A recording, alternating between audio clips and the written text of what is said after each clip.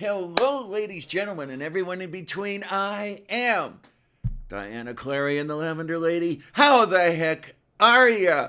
Yeah, this is Coffee with Lavender, and it's good to see all of you. And I hope you're reasonably happy to see me. And I have Jen Morgan with me as well today. Right now, we're just operating on camera too, so she's still in the green room. But you know what the hell? What can I tell you? Um, Oh man, it's so great to see everybody here. It really is. 9 watching already. I like those numbers. Let's get them a little higher, and hopefully we can do something good with that. Now, the thing is, of course, that by the title of the show here, we are kind of winging it. And with that being the case, it's, oh my, oh my. Okay, what do we got going over here? Oh, look at that. My OBS is frozen. This is not fun. Not fun at all. Okay, you're not seeing any of us. You're only seeing our words. Yeah. Kate, you've got a point there. Um, Yay, nerdy rodent. I'm glad you like this. The only thing I need to do is get it working. Uh, because we've got Jen Morgan over in the wings, and we got to get her on camera here. Wait a minute, I think I know what I can do. How about if we go over here and then we go over there, and no, that's not doing anything. Why is it not doing anything? Okay, we've got that. Okay, okay, so that's working. Okay, little by little, yeah, I know, Lisa, for truth. OBS drives me absolutely nuts. Okay, so if I'm just on camera 1, it's working. Camera 1 plus camera 2 is not working. Oh, for the love of Saint Gulick, why is this? Why? Oh, man. Okay, well, Jen, say hi and see if they can hear you at any rate while I screw around with this. Don't keep your OBS in the freezer. Hi. Hi. Hello. As if you haven't figured it out yet, we're kind of flying by the seat of our pants here because all over the week I was not able to come up with any ideas at all for what the heck I was going to do on Sunday. And the week was so freaking loaded. I was everywhere this week, and unfortunately, not all of it was on air. So, I mean, I couldn't take my pants off or out in the middle of Well, the street or anything like that. Diana, What? you're not being honest. I did suggest that we do a discussion on the differential diagnosis of cranial rectal inversion, but you said that there weren't any good papers out there. We're gonna have to talk to RJ about that because he's the expert when it comes to craniorectal inversion. Definitely, they find him as well as he finding them. What we're gonna do here is I'm just gonna try for the heck of it. We're gonna do a properties. No, that's not what we wanted. Well, maybe it is. No, that's not what we want to do. Why is it? I have this question. OBS doesn't like me. You should have seen what I had to do this morning to even get camera 1 and camera 2 working at all. Little. Diana, OBS doesn't like anybody. I kind of like that idea there. Oh, nice. Okay, we're going to give this a try here. What we are going to do is. Ah, I know what we can do. Well, no, I don't, but that's beside the point. Oh, my, oh, my, oh, my. Come on, Coffee with Lavender. Will you do something good for you for this? I mean, really. Oh, my, oh, my, oh, my. Okay, well, we're just going to have to live with this for a little bit. I hope you guys don't mind me looking half asleep over there and that sort of thing here because it's like a pain in the butt. And well, Jen, you're not showing your face, unfortunately. Um, No, just my so little avatar. yeah, so what are you gonna do as far as that goes? I can switch back and forth, and we can take care of that, and everything's fine. Hi, everybody. Okay, now that we're done with all that, um, It's been a fun week. How do I get the background? Well, that is a a photograph. It's an image that I display on what OBS calls image, and I load that in there, and I display that as the lowest as the lowest frame component. So right now I have I don't know if I can show this or not. Um, it would be interesting to see. I don't know if you guys are seeing any of this. Um, it's properties for an image file. They all they're seeing. I have it on my phone. They see your background. They see your picture in the upper left hand corner, and Yep. then a big image of you in a dark red top. Yeah, and it's still me. Not no, not the one you're wearing now. It's something completely different. Oh, okay, that one. Yes, I changed tops because the pendant wasn't it was hiding behind my where am I here? Behind my collar, and okay, come on. There, it's like looking into a mirror here. I was working on that thing uh, for a good bit of time this morning, trying to get that. Well, why can't you get the small picture in place of the big picture? Because they're coming from two different sources. I actually have two cameras going here, um, and the one up in the corner is camera two. And that's the one that's live action. Yeah, and then the other one is just frozen. I mean, I can go. This is what's really weird. I thought I had used the same window on both. I thought I had reused the uh, the window on the two of them, but I guess I haven't, because if I go to camera one, there you are. There's your little avatar in the middle of the screen here, and this thing is just driving me nuts. I'll tell you.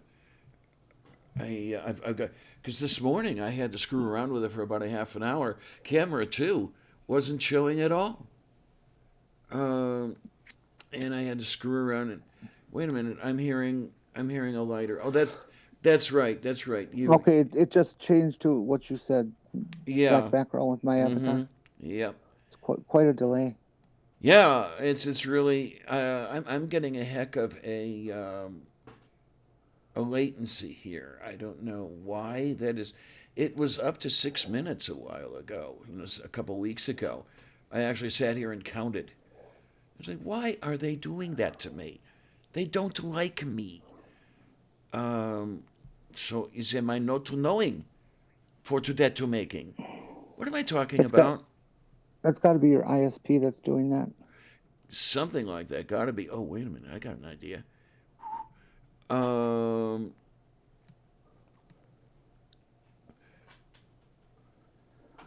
okay, so wait a minute. These are different. That's meat one and that's meat two. Okay.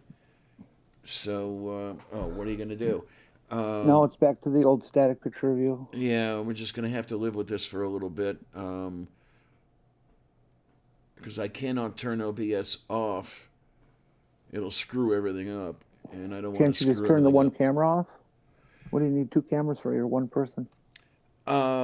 Because the camera two, the one showing me up in the corner there, is is to in order to show me up in the corner, which doesn't happen if I'm only using the one camera, because I'm taking from the window, and in my chat window, I'm only up in the corner, a little tiny thing going on, and it says no, you can't use that elsewhere.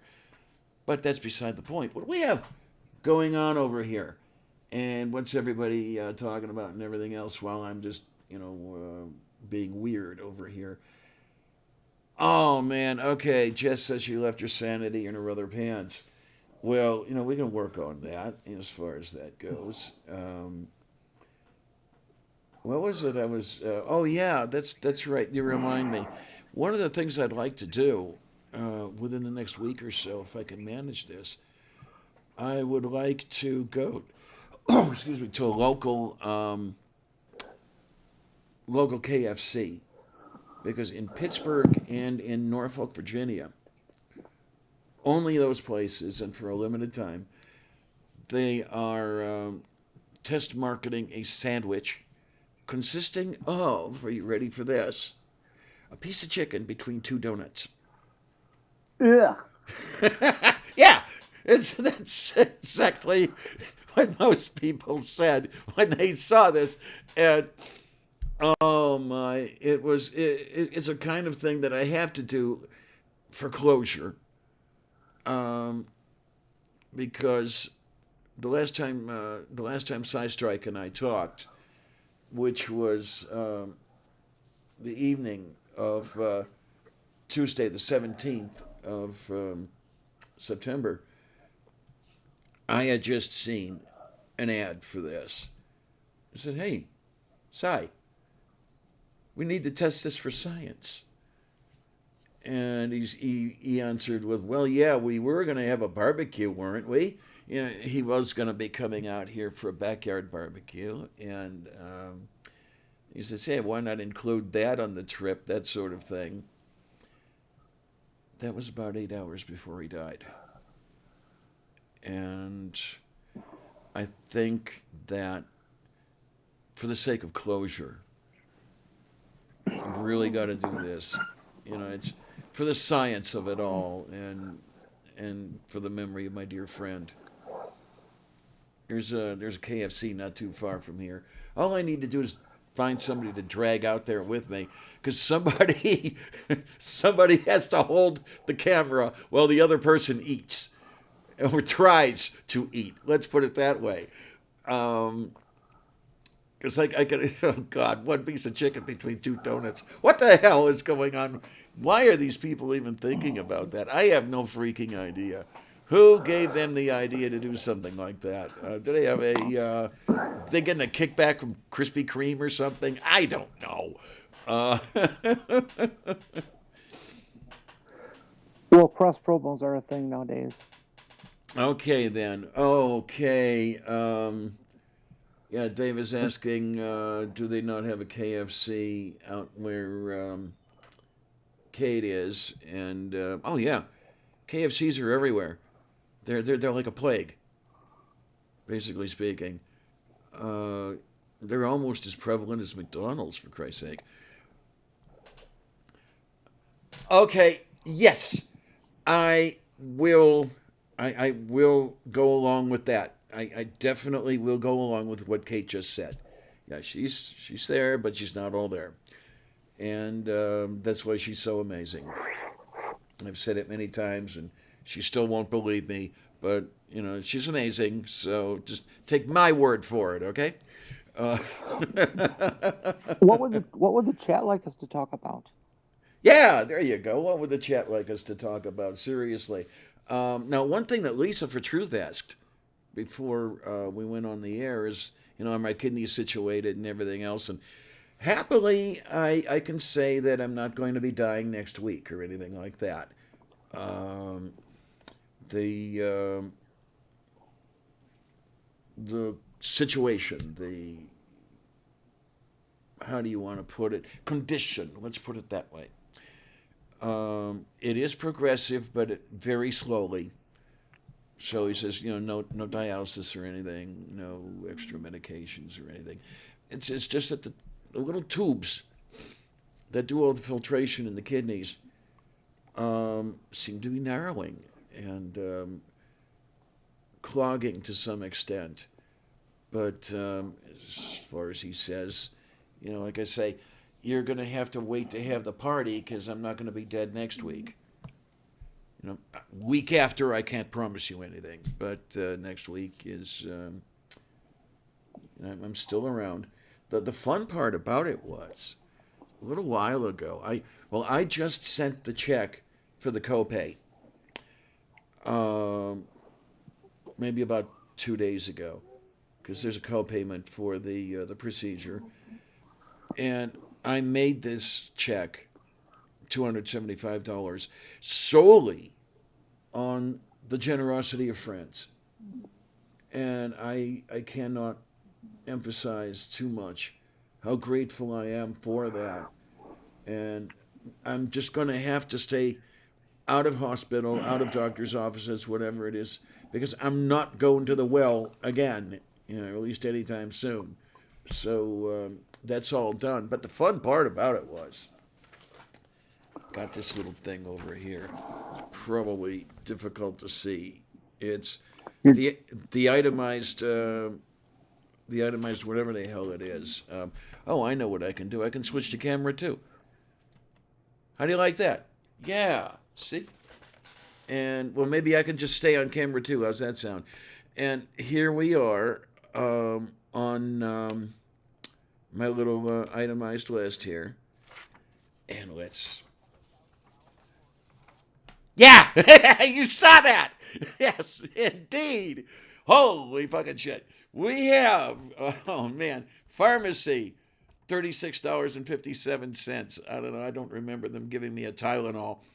Laboratory, $128. The laboratory pathological, that was $32.55. That was the wonderful people examining the little pieces they took out of my kidney after it was all over. Yeah, $32.55 means $3,255, not $32.55. Let me tell you. The CT scan, while they were doing the biopsy, they were using a CAT scan to guide the needle through the skin of my back and into the kidney to take the little pieces out. And that was $32.81, and operating room services, that was $49.52. Anesthesia was $11.32. Total charges $12,784.57. Don't forget the 57 cents. You gotta have that in there, because if you don't have it in there, it looks a little strange. They think it's manufactured. Well, let me tell you something. I have to wonder how manufactured these hospital charges are in the first place. But my insurance payment, so what they're calling it, was $1,000. It was 10 and 95 cents, and what was called Medicare adjustment was $11,498.62. Now, I have to wonder what these adjustments are. Is this stuff they're writing off for whatever reason? And if they're writing it off on this case, why can't they write it off on every other case?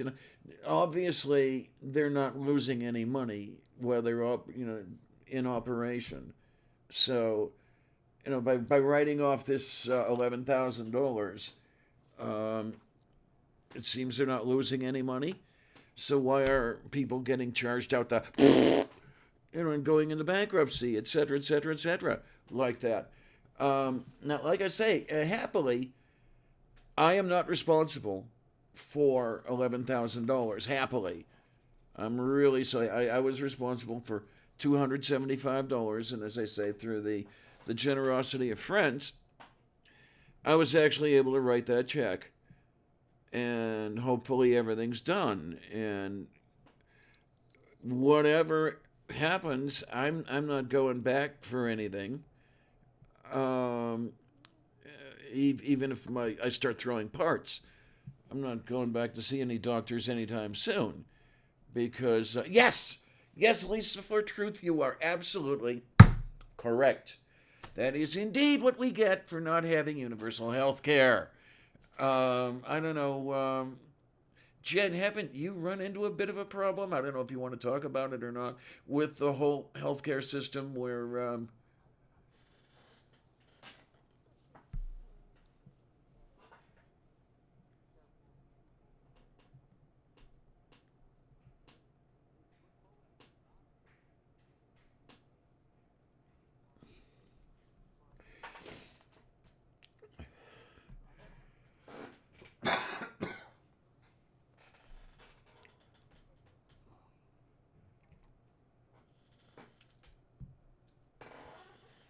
Okay.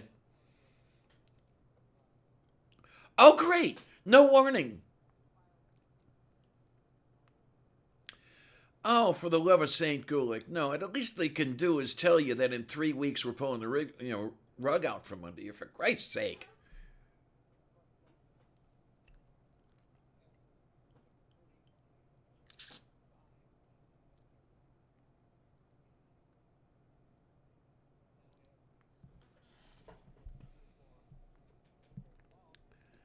actually pay out of pocket to get the policy. Okay, I'm Um, really sorry about this. It seems that you were not audible because on the camera, too, there seemed to have been a bit of a problem. Okay, Jen, try saying something again. Testing 1, 2, 3. Are you hearing? Are you hearing Jen? If you're not hearing Jen, I'll have to fix that. Okay, where are we here? What we're gonna do is we're gonna do one of these, and I do not. I do not like the way this screws me over. Okay, Jen's back. Okay, then. What we're gonna do is we're just gonna go down there, and then we're going to go to default on that one. Okay, fine. I don't know why it's not working on the other one. It has the same audio settings as this one does. But like I say, OBS doesn't like me. I must not be a likable character. Uh, Kate, can you tell these people whether or not I'm a likable character? I don't know. Maybe I asked the wrong person. Anyway, yeah, okay. Let's have it again, Jen, just for the heck of it. Well, what I was saying is that previously I was on the Medicare insurance coverage for people that have no money, Mm-hmm. and it was a good program. They paid all the bills and all this kind of stuff. But the one problem was every once in a while it would just drop your policy without telling you, and you have to go back and reapply, and so you end up with these big gaps in coverage. Um, but as of September 30, when I hit 65, now I'm on Medicare. Okay, And, then. and the problem with that is that I have to find out how to budget out of my, great $1,000 or so a month for retirement, Social Security, how to pay for Medicare, and then pay for 20% of whatever bill, and then also pay for copays, Yeah. and all that kind of stuff. So, and Medicare is going to cost me a bunch of money. Probably, I'm thinking maybe $300 a month. So 30% of my income is going to be gone. Oh my. Oh my. Oh my. Yeah, I see that Kate's pleading the fifth on my last little thing there. Playing it safe, are you? Yeah, Lisa, for truth, that's basically why I was on Medicaid. And once you hit 65, Medicaid goes away. Yeah, it does, unfortunately. And the way Kate had mentioned, she had the $300,000 head meat surgery going on there, and that was not 1 cent that she had to pay out of pocket. And if I remember correctly, it was through Medi-Cal, was it not? Which is basically California's Medicaid. Yeah, You know Medicaid what? goes through state programs. Yeah, you know what? I'll tell you what. If you want to talk about this stuff, it looks like we're settling on a topic here. Maybe. Um, Let me see what I can do. If you want to, if you want to say anything about it, you can definitely hop on and say things. And if you don't feel like saying anything about it, that's fine too. I'd love to have you, but let's just take it as it goes. Yay, I think.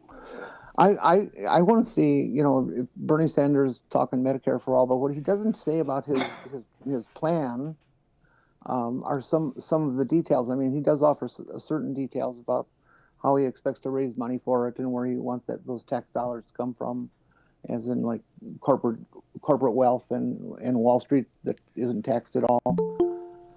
Oh my, oh my, Hedge funds and okay. stuff like that. But if Medicare, in my opinion, stays the way it is now that I get it, that people are paying 20%, like with regular insurance that you buy yourself, and if they're paying co-pays and they have a deductible, which I didn't mention, I also have a deductible.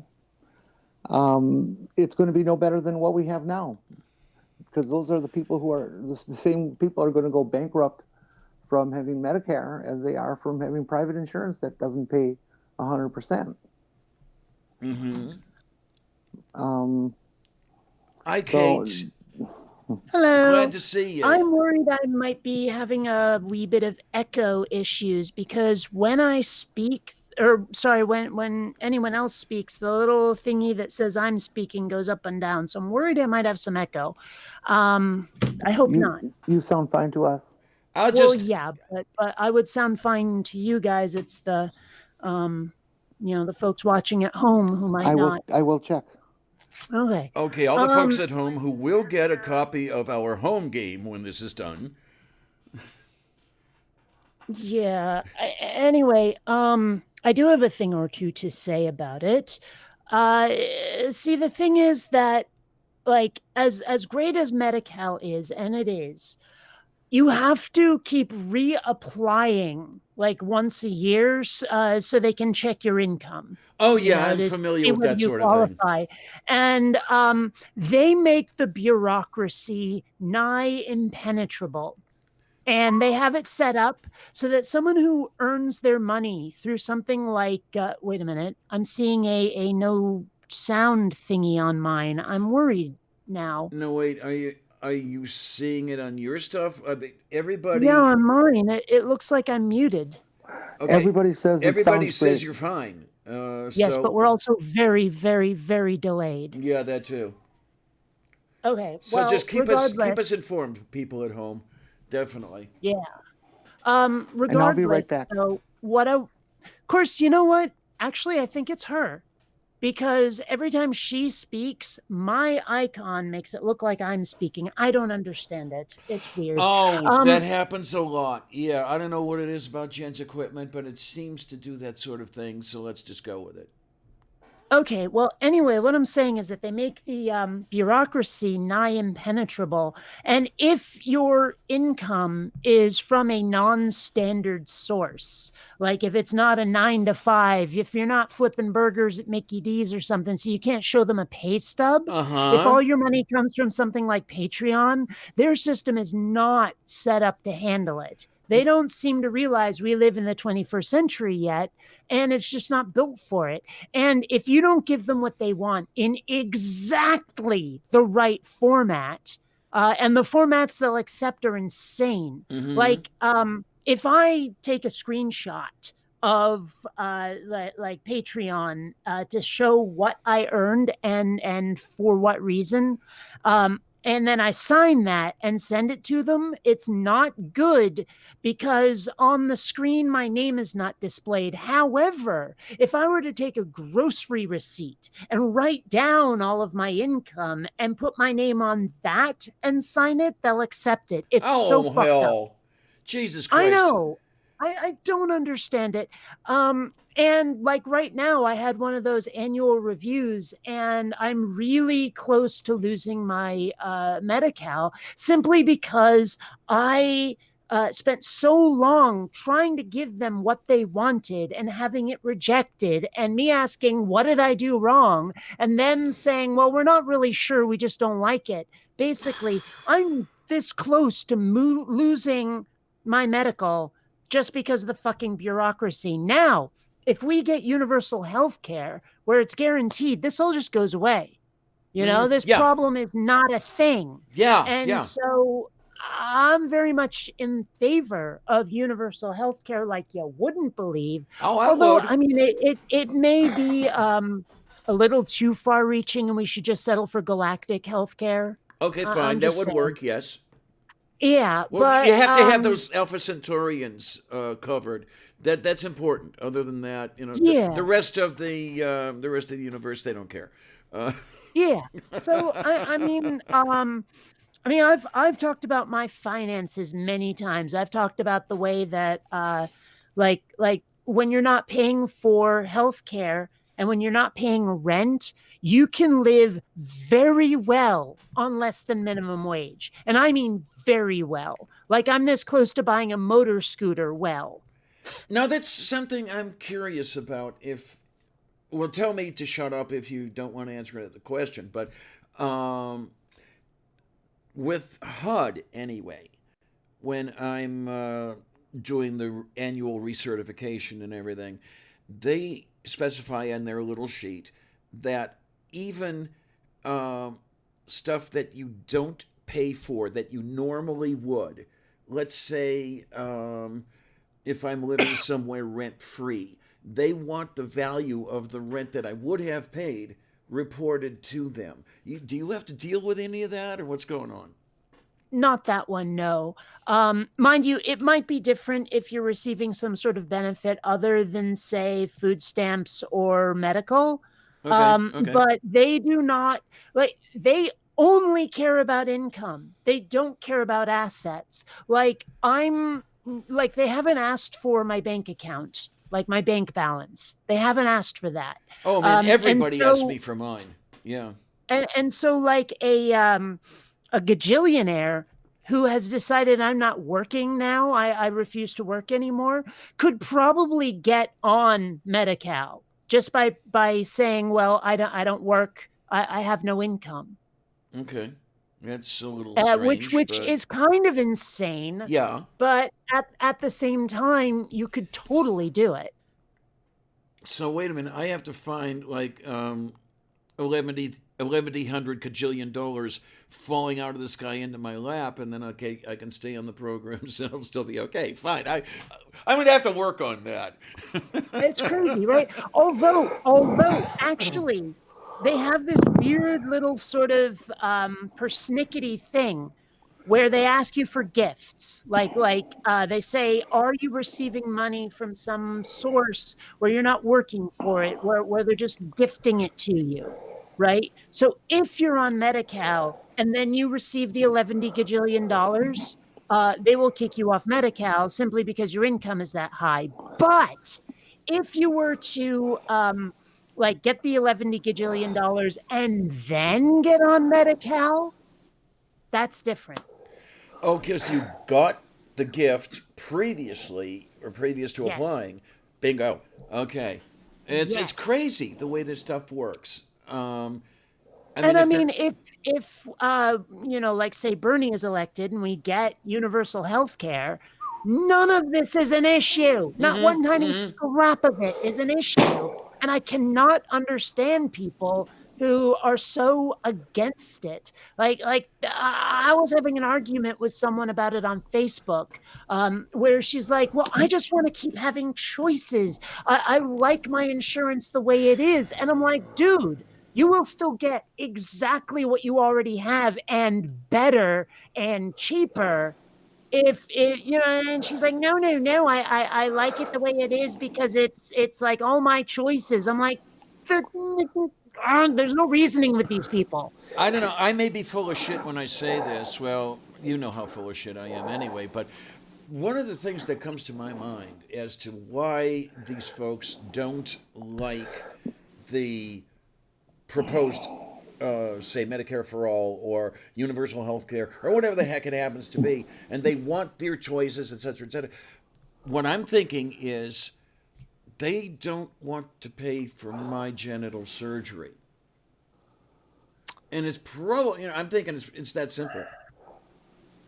Yeah, they don't seem able to see past their own noses, where it's Mm-hmm. like me, me, me, me, me. I don't care about the rest of you. Let the world fuck you blind. It's all about me and my freedom and my liberty, and screw contributing. You know. Yeah, yeah.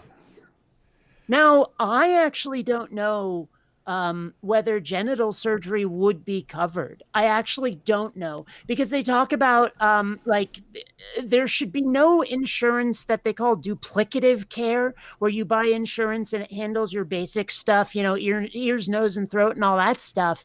But you can get supplemental insurance to cover things like plastic surgery if you want your nose done. Right now, I don't know where genital surgery would fall on that particular spectrum in that In particular in Venn in diagram. med, I don't know. in Medicare, it is not classed as cosmetic. It's classed as medically necessary, Oh, so they're nice about for that. Medicare and Medicaid. Wait a minute. Um, Does that mean that I have to start looking into stuff? I mean, yeah. seriously, do I have to?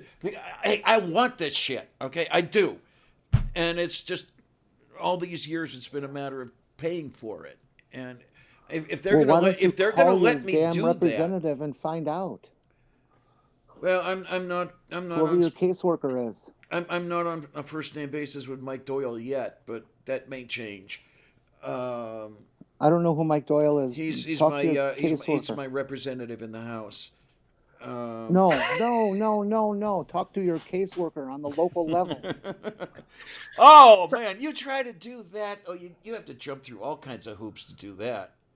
Diana, Seriously. no complaining. You want something, you have to work for it. Oh, And if that I means know. I'll get around make to phone it. calls, then make the damn phone calls. Because what you usually have to do, and this is the fun part, you have to go down to the office to make an appointment to go down to the office and make an appointment to be seen. It's crazy. It's nuts. I mean, now that I've got some idea that I might get somewhere with it, I'm going to do it. Shit. Maybe before the end of the year, I'll actually know something. That would be really, really Well, you nice. should be able to look up what they cover and not cover online. I can't make head or tails out of that stuff that I get online. A lot of it is, okay, maybe it's that I can't read English or something, or either that or they can't write English. I'm not sure which. Because I had been looking up. Kate was talking about income that isn't exactly a weekly paycheck or anything like that. I had been asking people about that, and I'd been looking online to try to find ways that's handled. I can't find anything for Well, see, shit on that's it. each state handles those kind of details separately or different independently. Minnesota does it different than California, who does it different than Pennsylvania. Well, in other words, what I'm You saying is that the bureaucracy is as shitty here as it is in California. yeah, and that doesn't shock me. And I bet you, and correct me if I'm wrong, but I bet you those websites are written in a lot of legalese that Yes, ordinary civilians won't grok. you got it. Yep, absolutely. Mm-hmm.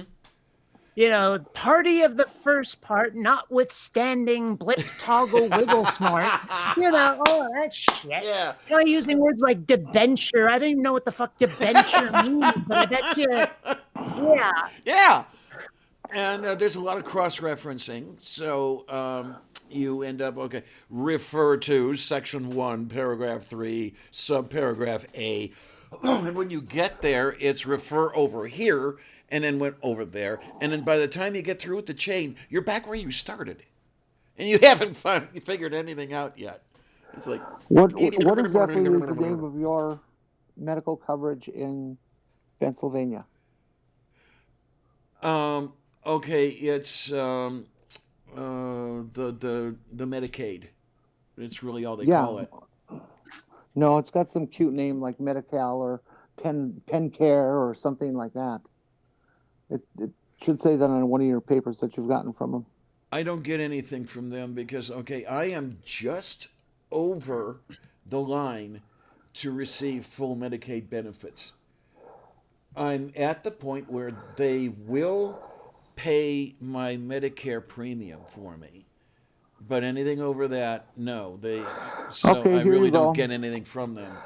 On Monday, the Pennsylvania Department of Human Services announced that the state Medicaid program will now cover all medically necessary transgender transition services. This victory means that low-income transgender Pennsylvanians can have access to the medical care they need. So July I'm 20th, 2016. so I'm screwed because I don't get full Medicaid benefits. I receive too much money for that.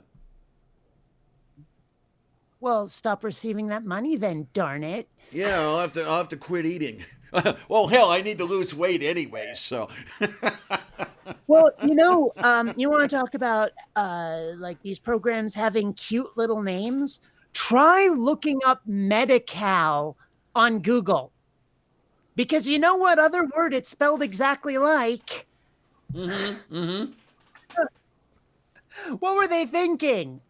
Oh, What is the other word? Medical what? Medical. medical. It's Oh, spelled oh. exactly the same. Medi-Cal. Oh, it's frustrating. Yeah, it's a okay. I can't. I'm not talking right this morning. Oh Lord. Yeah, it's just not working all that well. With all that shit going on. What do we have here? Julie, is it Julie Lavoie or is it Julie Lavoie? I'm not sure. Uh, you're gonna have to let me know about that one. I know who you are. I just don't know how to pronounce your name. Genital surgery should be classed as medically necessary because it's an imperative for the mental health of most people with body dysphoria. Yeah, should be. You Well, got it it. is. It is. You have no longer have anything to bitch about. If you want to qualify for that, you can figure out a way to do that. Yes, It is I've got to covered. work on that. I don't know who to go to yet, so I guess I'll have to go to everybody. And it's the way they look at things. Well, I don't have a job to go to, so I have all the time in the world to do that. Uh, yeah. Uh, this is my job. Okay, even if I'm not making anything on it. That's the other one I've got to figure out, by the way. Um, because HUD, on their little papers and everything else, asked, what are you making this, and what do you have to spell? What do you have to spend in order to make that money? So I'm wondering what I could charge against Patreon income, and they'll probably tell me nothing, even though they've said what do you have to spend to make that. But well, okay, this is hobby income. I'm never going to break even. I know that. Um, so I'm never going to be able to support myself on this. So, as far as I can tell, it should be under hobby income rules. The only thing is, I'm still trying to figure out what those are. Well, I mean, I've bought various props for some of my music videos. You've seen the paddle Yes. and you've seen the various Bibles because I've got like more than one. I've also got a fake cigar that I've used for like sort of vague Groucho Marx impressions. I haven't done that in a while. I really should bring that back out. I wonder if those would count as business expenses because YouTube and Patreon are my source of income, Yeah. and Medi-Cal insists that they know about those sources of income, any source of income, they want to know about it. So I wonder if I could write those off. I would say that in a sane world, you should be able to, because as you say, it's a business expense. You're spending that money in order to make whatever episode you made with that prop or continue the entire show with that prop. That's a fucking business expense. Uh, Mhm. Now, what they're going to say, I have, excuse me, I have no freaking idea, because if it's the least sane option, that's the one they're going to take. Yeah, that's probably true. Um, no, no, Brant. HUD is housing and urban development. Mm. Honestly, though, that would be my first go-to is heads-up display. It really would. Okay, okay.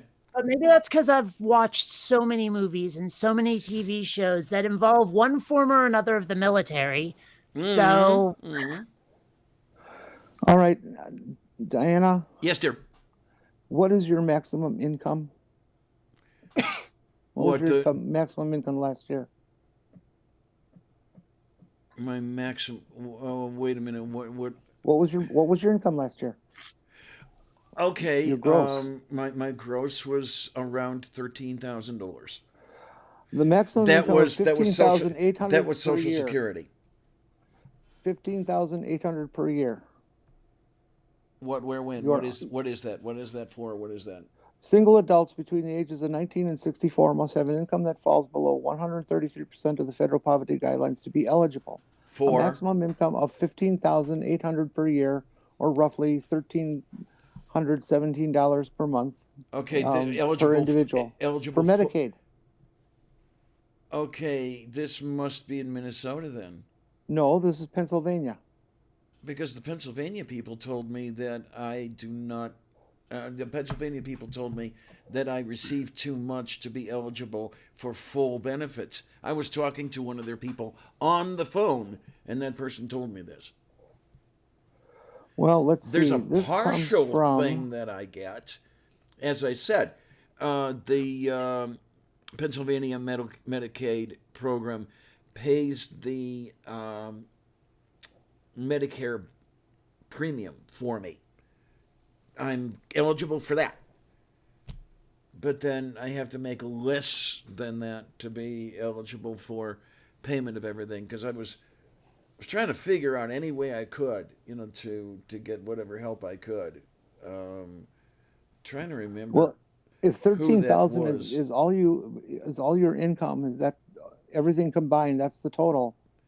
Your gross Yeah, income, of course according they're to this, listening you to me when I qualify. say this, but I make so little on Patreon that it doesn't make any difference, in what I say that I'm making. It's the difference between 13,000 and 13,001. Uh, So I guess my question, though, it would have to be, um, I mean, because you're talking about gross income, would, like, say, garbage collectors be making a disgusting income? I love it. Okay. Uh, Damn it, my phone isn't working. It was supposed to do the rim shot sound. There it There goes. we go. All right Ah, then. that's Perfect. weird. I like it. Oh my. I mean, I love my new phone, but sometimes it screws a little. It's better than my old phone, but still. Okay. Speaking of, I'm going to have to make my mandatory telephone call from my Android before the month is over. I actually got a government Android. That was fun. I like that. I'm dragged So kicking and screaming into 1992. how does that? I've I've never heard of that. And now, if you don't make at least one phone call, they go, "Oh, you're dead, so we can shut you off." Yes, yes, yeah. That's fucked Um, up. there's this thing that everybody calls Obama phone, which really started under the Reagan administration, I believe, where if your income is low enough, you can apply for a free telephone and free usage thereof. And what they're sending you now, they used to send the flip phones, like the old track phone. They looked like Kirk's communicator. Uh, Hmm. Now they're sending androids out, and I actually received one of those, and I can stand at the bus stop and look up the arrival time of the bus to go home, and it's wonderful because that way I can go into the lobby of the grocery store or something like that while it's raining, and I don't have to stand out there and keep looking and get soaked and everything while I'm out there. It's- They don't have a little sign up there. Seattle always had a little sign that says this bus will arrive at this time. they're just starting to get around to that. Wow, that's Um, fucked up. I well, have this been is so Pittsburgh. spoiled by Seattle's bus system. I really was. Like, when I moved to San Diego, I still don't have a vehicle, and I definitely didn't have one when I moved here. So I started looking into bus passes. And in Seattle, I had this little thing that worked like a debit card, basically, where I could hook it up to my bank account. And when it ran out of money, it would just refill it. And you get on the bus, you just tap it against a scanner, We do have and that. you're on We the do bus. have that. Yes. Right? But then I looked into San Diego, and they only have monthly bus passes. And I thought about how often I would ride the bus and how much the bus pass was, and it was not a bargain in any way. And Yeah. it's just a terrible, terrible bus system here. Plus, in Seattle, because I couldn't drive, I got one hell of a discount, like a disabled discount on the bus system. And again, here in San Diego, not so much. And it's one of those things where, sure, they know you're disabled, but you have to reapply every X number of months or whatever. And it's just so screwy. And Oh I'm like, wow. I was so spoiled by Seattle's bus system. Honestly, if it hadn't been for the weather, I'd still be living there because Okay Seattle was then. amazing for so many reasons. Sounds like it. Sounds like a place I wouldn't mind living, but for the weather. Me and sad, that whole seasonal affective disorder thing. Um, Mhm. but yeah, even here, for Christ's sake, I have one of those disabled bus passes. I'm on Social Security disability. That got me right on there, and I don't have to get recertified. The only thing that's going to happen is when I hit 65, I'm going to be switched over to the old geezer bus pass, which is also a discounted bus pass, but discounted for a different reason. I'm confused. Do you get a discount based on how fast the bus goes? Pretty much. Well, you just said when you hit 65. There I you was, are. Yeah.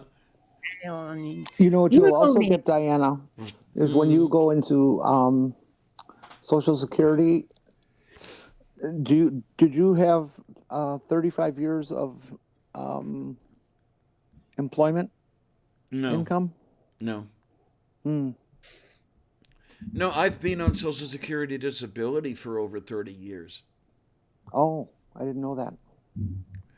I went on, or maybe it's not over 30 years. Maybe it's just short of 30. I went on in 1990.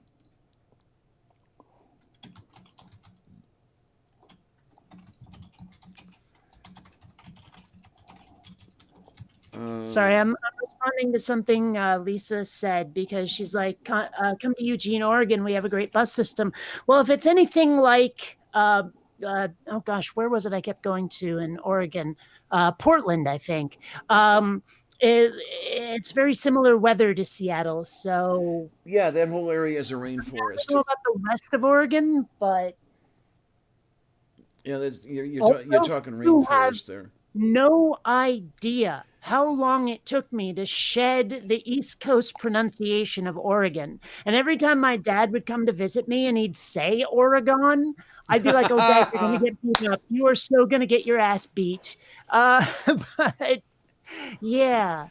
I Oh mean, it makes my. sense. I mean, dragon versus polygon, that last bit of GON could be pronounced anyway, but yeah.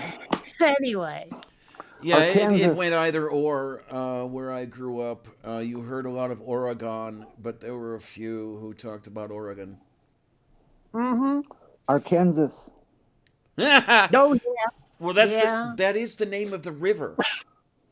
Oklahoma. Oh, Cherry K jeez. Town. Tell that to Seth Andrews, will you?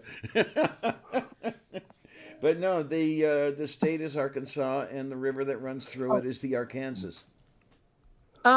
Lisa, it's not rain. If you get proper rain where the clouds are dark and textured and you get thunder and lightning, that's awesome. You get that sound of rain tapping your windows, that's great.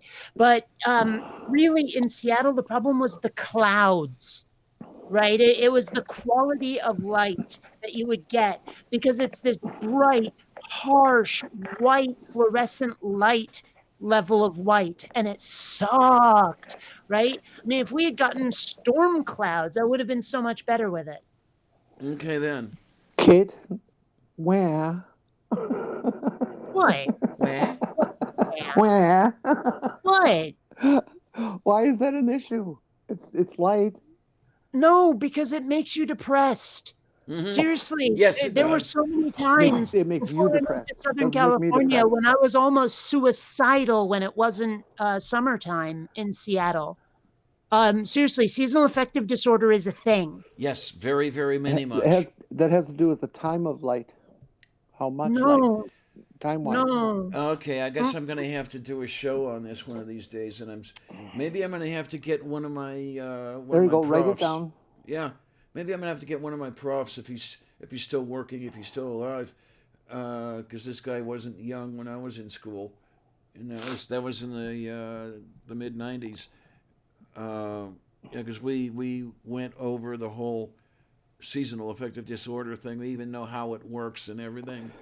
And Yeah, I know it's a thing. I certainly don't deny its existence, not at all. But I'm not one who's affected by it. In fact, I want to move to Great Britain for the weather. Um, uh, Julie, again, not well, yeah, I mean, I love rain. You're right. Yeah, you'd probably hate Seattle too. Sorry, I was gonna respond to something I thought you said and I'd misread your comment. Sorry. oh my, yeah, it's But it's always sunny in Philadelphia. I love that show. The thing is, I didn't at first. I watched like an episode or two and I said, oh my gosh, this is terrible. But I gave it a second try and like knowing what I was going to get, I realized I understood the second time around what that show was trying to do, and it worked and it was brilliant. But when I first started watching it, I was like, this just looks like so much crap. It looks like a highly produced cable access show. But no, it's brilliant and I love it. okay then. I'm just I'm just curious here. I'm gonna switch this over. Oh look, do we have? No, but that's not working right either. It's frozen on something else now. Oh, for fuck's sake, man. What I'm seeing is my face right now of me talking. There is none of you looking tired. What happens if I talk? Does it switch to my face? I don't see it switching to my face. It doesn't switch to my Um, face at all. oh, wait a minute. It's It broken. just changed again, and now I'm frozen. And oh, Yeah, I don't know yeah. what the Hades is going on. I don't know what the And we heck is must be going on on one here. hell of a delay. Oh, Oh, then wait, there's my face again. now I It want to must sit to go to the that left. when you're talking. It goes to me and Jen. I Yes, it think is when you're switching back and talking. forth between the two of you. Yes, it is. Okay. It doesn't show Uh, me because I am, well, when you see the entire window, which you're not seeing right now, I'm way up in the upper right hand corner, about the size of your thumbnail.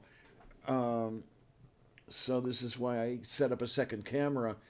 And let me tell you, OBS doesn't always like my second camera, and it doesn't always like the way I'm doing the Google Meet and all this other heavy stuff. And I'm getting to the point where I'm about ready to start working on writing one of these things myself.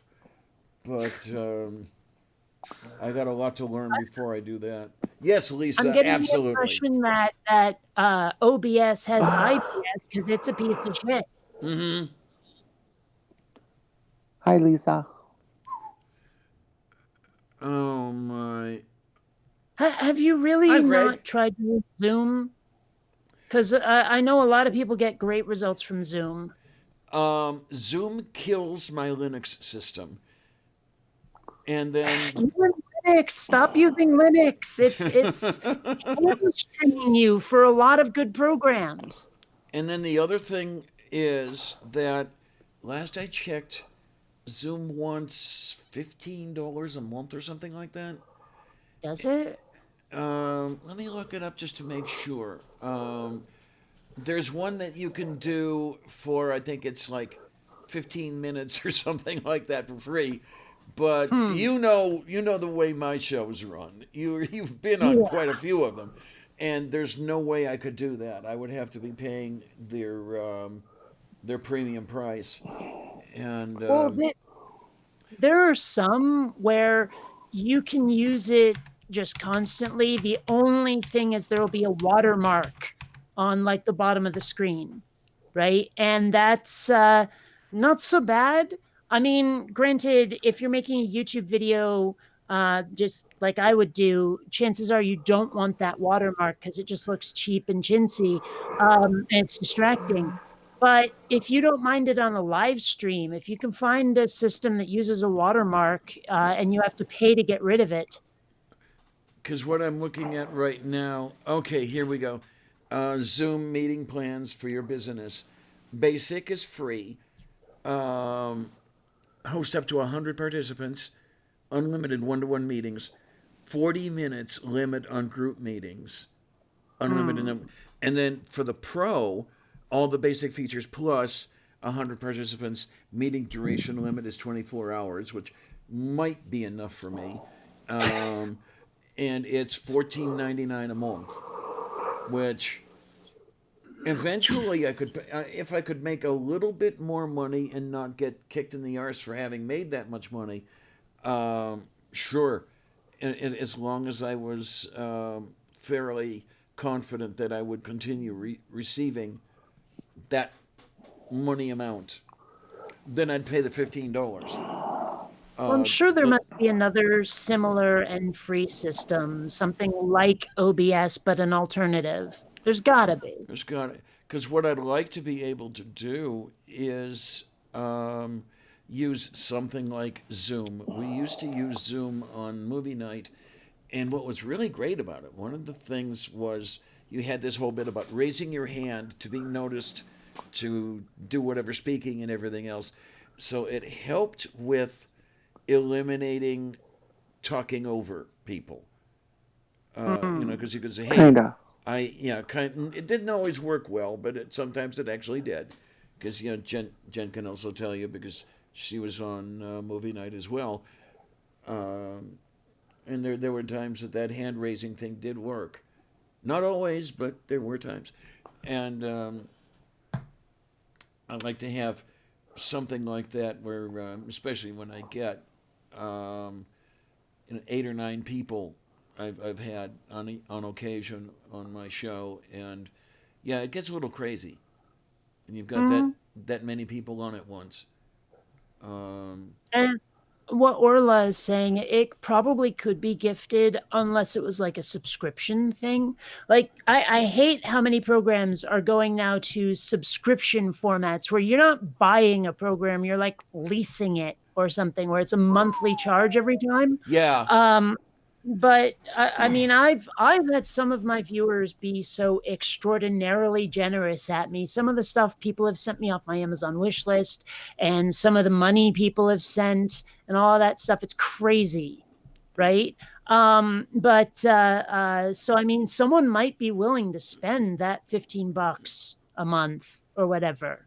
I'll have to get to be at least as good as you are at what you do. Okay, Oh, I'm, that's not true. All you need is one super generous subscriber. and then I can still I can put out crap if this person likes me. Here, have some money. Yeah. I love it. Well, I mean, I was just like surfing around looking at various sites yesterday, and on a whim, I checked my Amazon wish list, and someone just bought me a $300 item. It's the Bluetooth phone and headset that can be installed in my motorcycle helmet. Oh my word. Okay. Yeah. You haven't got that lucky yet. I mean, somebody bought me a USB cable. You have to start somewhere.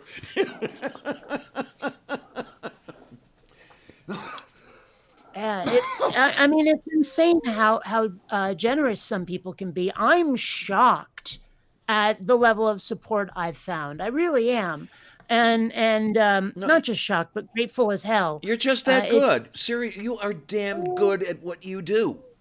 See, I'm not fishing for compliments. I'm just saying that it surprises me that in this culture of I need to hold on to as much money as I can and people being broke and all that stuff, that someone out there is willing to like just to some schmuck sitting at a desk with a webcam, they're willing to be that supportive.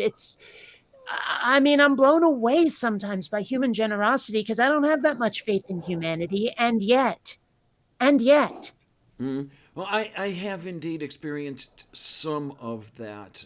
Um, as I say, when I was talking about the copayment I made for the for the biopsy. That was entirely on the generosity of friends. $275 from these people. It's like, how the hell did I ever earn some shit like that?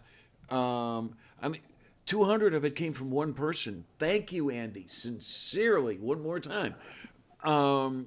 So I guess there are people who can be extremely generous, even to people who don't necessarily rate that generosity. Like nobody we know.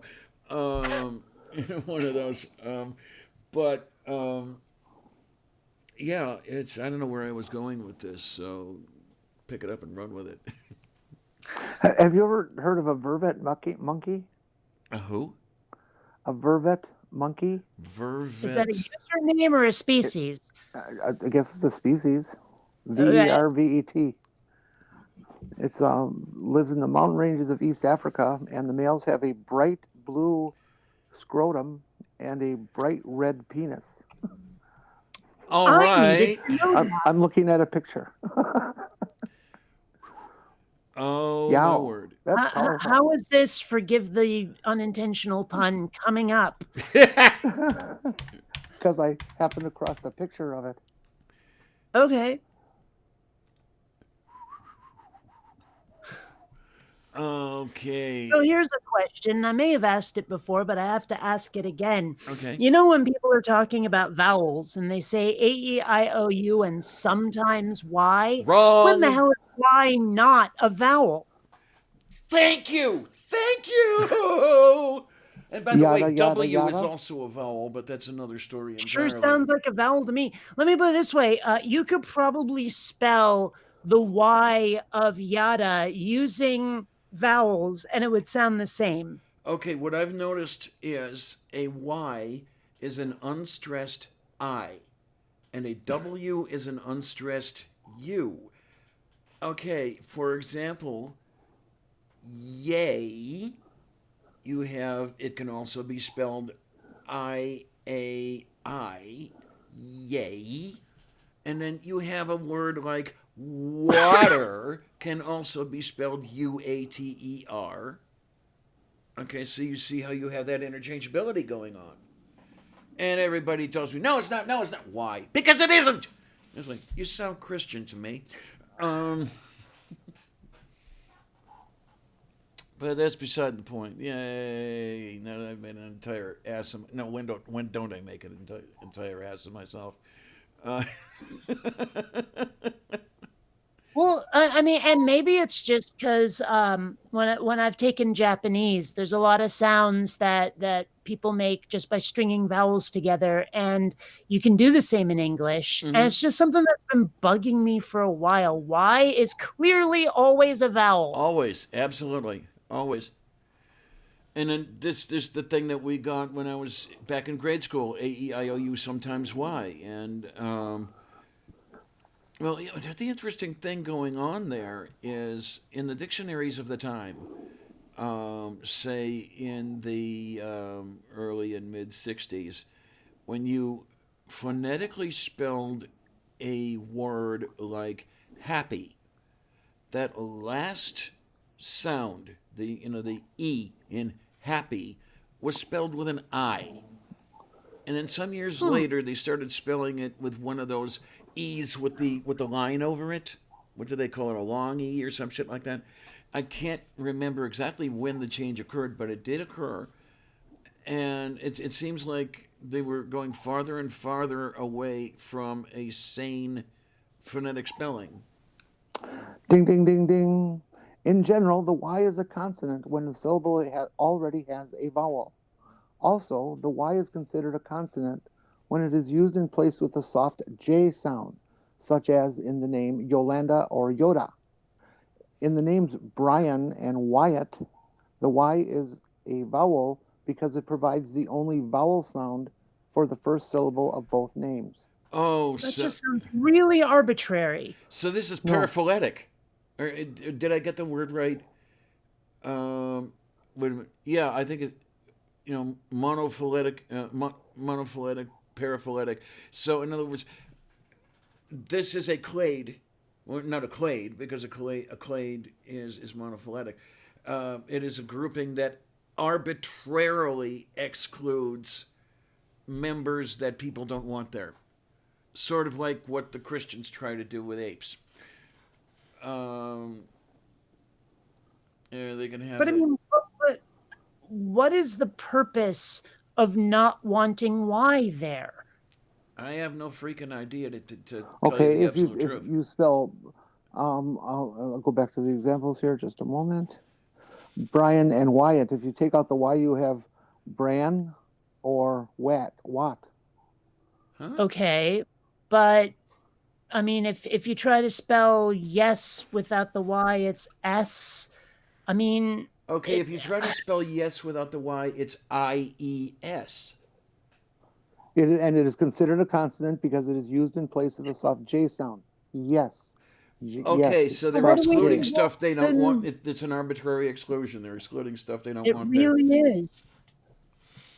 No, you just can't accept the rules. I'm sorry. It's your fault, not Yeah, theirs. sometimes rules are made to be broken. Yeah, Nope, not just always. like just like what is it? Was it Pan? That was Well, arbitrarily in that constructed case, from such here that you on, didn't I'm not have. going to use the word the. I'm going to use the word do.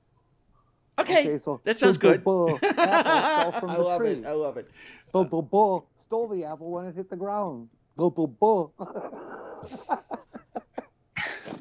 I'm just having fun. There are several I don't grammar know. rules There that have been exist only times within I've thought very pronunciation. seriously about trying to create my own language. I have been working on some sci-fi lately, and I'm sitting there thinking, well, they made up a whole language for Klingon. Why Yeah, not? why not? I mean, I've been fooling around with shit like that ever since I was about 10 or 12. I know a little bit of Klingon. I've forgotten most of it because honestly, pronouncing a lot of it is a pain in the ass. But even then, and I've mentioned this before, the words, or I guess prefixes, really to indicate who is doing what to what, are really hard to memorize. There is this huge table of them, and there's no structure to them. There's no like always use this vowel in this case, but the consonant will change, or the consonant's always the same and the vowel will change. They're just completely random sounds, and memorizing it is a pain in the ass, and I just plain couldn't do it. Yeah. Sounds like there's a accepting. where if I'm doing something to you, it's this like syllable, but if I'm doing it to that thing, it's this syllable. But then if you're doing it to me, it's a completely different syllable, and there's just this whole graph of this is how you use it in this very specific case. Now, if they'd been a little more ordered, like This meeting is with how we do it. but me to that thing is way, and then me to this group of people was woe or something, that would be easier. But no, it's like me to you is blorg, but then me to that thing is sneh. That kind Okay, of yeah. like absolutely no rhyme or reason to any of it. And I was just like, this is not worth my time, because the only way I will ever use Klingon is if I start going to conventions and want to chat with Trekkies, or if I want to understand the Klingon that's being spoken on screen. And a lot of Trekkies have told me that the actors on screen don't know what the hell they're doing, and they mispronounce it constantly, and it's just plain not worth it. So I switched to Japanese instead. Okay. Since I was And you're about complaining about a Y being a constant? since I was about 10 years old or so, I was screwing around with inventing a language. Really hadn't put very much work into it, so it's nowhere near as developed as, say, Esperanto or anything like that. But in some of the babbling I do, some of the stuff survives. For example, is am I for this to being to making is a case of, okay, the to making at the end indicates that the sentence is an indicative. I haven't figured out how to represent interrogatives yet. So I can make statements, but I cannot ask questions in this language. And I'm just using English words because I hadn't figured out any vocabulary. That sounds like the exact kind of language Republicans would like. Yes, absolutely. Well, Hey, I hate to admit it. I used to be I a mean, what? Republican. Oy. Yeah. Well, but being a Republican used to mean something completely different than it does today. Yes, it So, did. like, I mean, the sheer number of times I've encountered Republicans who try to make the argument, well, we're the party that freed the slaves because Lincoln was a Republican. I'm Oh, like, yeah, Jesus. No, but not the the same party's thing at flipped. all. Not the same thing at all. Now, what I was saying before about how I wanted to create my own language, Hmm. I got as far as creating an alphabet, as far as creating symbols that mean different sounds. And I figured I'd make it in sort of a starburst pattern, right? So Ah. these are the ways to make those sounds. And I thought, English usually does consonant, vowel, consonant, vowel. And so does Japanese. I figured why not do vowel, consonant, which is why the vowels are on the left side of this starburst pattern, while the consonants are on the right side, so that Ah. when you're reading it, like if you wanted to say like O and F together, it'd be oaf. If you wanted to say E and K together, it'd be eek, that sort of thing. So that's like about as far as I got because I never really created any words for it.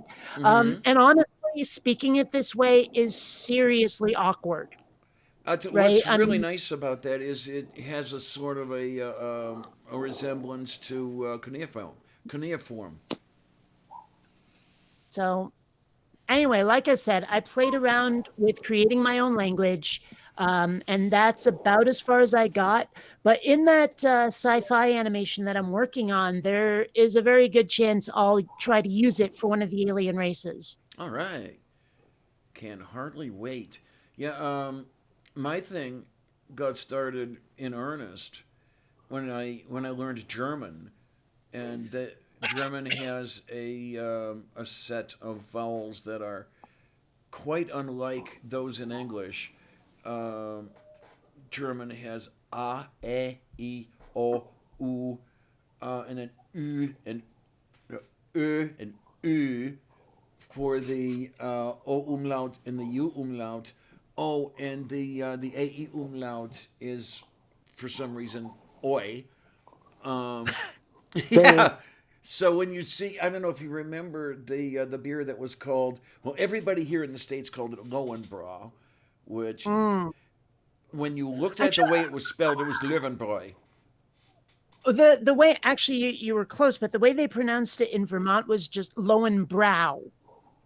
Okay, okay, Yeah, right. Like you're lowering your brows. It's Lowenbrow okay. was the way they pronounced it in Vermont.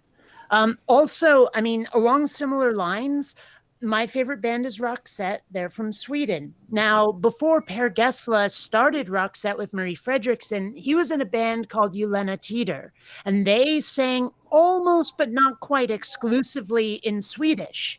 And looking at the lyrics versus what I hear in the song, I'm like, how does anyone speak this language? It's not quite as bad as say French, where they have 16 letters and they pronounce 4 of them, but um, it's Yeah. it's still incomprehensible to a non-Swede. Oh man, Marty 81 has broken into Swedish a couple of times in his videos, and yeah, the whole sound of the language, the musicality thereof is something I noticed. It sounded almost like he was singing it rather than speaking it. Well, Um, that's the weird thing though, is I mean, I hear a lot of like the stereotype of the Swedish accent in English. Yeah, we come from Sweden, yoingy boingy boingy. I don't know how that got started because hmm. I have never heard a Swede who speaks in English sound remotely like that. Yeah, I Not know. one. Oh man, because as far as Marty's accent is concerned, you can detect a very hint of an accent when he's speaking English, but it's for somebody who's not paying attention, they wouldn't find it. See, I thought he sounded like he was from Ohio. Okay, well, people from Ohio, they don't know what they're Southern. talking Southern. about. Well, Southern Ohio is good. It's starting to get into the accent of the South. Um, I spent some years in Southern Ohio, Marietta, and yeah, it's almost like being south of the Mason-Dixon line, but not quite. Um, but the what really gets me are the accents. For example, on the western end of that line that goes from Buffalo to Chicago, um, I grew up in the middle of it. I grew up in Cleveland, um, where the A's, for example, were starting to get sharper. Um, and in Chicago, you'll have the sausage sandwiches. You'll have brats. It's almost as bad as Pittsburgh. Uh, but in Ohio, in Cleveland, we spoke of brats, and I'm not sure how they do it in Buffalo, which is the eastern end of that line. Um, but well, and then here in Pittsburgh, oh, for Christ's sake, um, you drive a stake into the ground at Point State Park, which is the confluence of the Allegheny, the Monongahela, and the Ohio, and you unfurl a lanyard about 30 miles long, and you draw a circle. Within that circle is the Pittsburgh accent, and as soon as you cross to the outside, you start hearing something that sounds more like sane English. You're not hearing people talking about, I'm going downtown, and I'm going to the house. Well, I mean, I've mentioned it before. I'll say it again. In Vermont, the way people pronounce French words phonetically drives some people completely nuts. Okay. Uh, again, my favorite examples is that like two of the students in my school were Bonnie Dubois and Jason Desjardins. Ow, ow, ow, ow, ow. Pittsburghers will do shit like that. Yeah. Oh, but seriously, every word that's even remotely Frenchy in Vermont gets pronounced completely phonetically, with not a Yeah. scrap of nod to the like the French pronunciation of those particular letters in that particular configuration. None of it. Well, here they are totally random when it comes to whether they pronounce the French or they pronounce some mangled something or other. Um, there, the town I live in was named for a certain castle in France, but they call it North Versailles. Ah! And It would be said that way in Vermont too. and the thing is, I see the word. I see North Versailles, and I pronounce it that way. And from a friend, I always get, "Don't do that. They'll never know what you're talking about." And of course, they do. As a matter of fact, okay, where are you living? I'm living in North Versailles. Oh, you mean North Versailles? And I cringe, but it's okay. So around that friend who always gives me a hard time, I say, okay, and I don't talk about North Versailles. I say, I live next door to Duquesne because here they pronounce it Duquesne. But go figure. So you've got Duquesne, but then you've got Du Bois, and you've got North Versailles, and it's like, what the? Make up your minds. Well, in one of my recent videos, you remember not too long ago, there was a certain fire at a certain cathedral. Yes. And I mentioned it in my videos, and someone got on my case for saying Notre Dame instead of Notre Dame. Okay. Okay, I got one up for that then. In the car and the racing business, over the last like 15 years or so, there's been a level of pretentiousness that has developed that absolutely makes me nuts. For years, like maybe almost 100 years, maybe now, there's been a race um, in Le Mans. Everybody knows Le Mans? Lemans. Le Mans. Mm-hmm. Shut up. It's not how it's pronounced. Americans pronounce it Le Mans for generations and generations.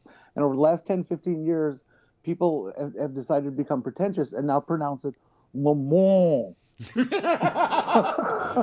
like Charlie Brown's teacher? Yeah, I got this brother of mine who barely finished high school. Okay, in terms of his English skills, and he talks like some trucker guy, and except when it comes to that word, and he always does this "mo." It's like, John, what the fuck are you doing? You don't just sound like a dope. What's those pronounced?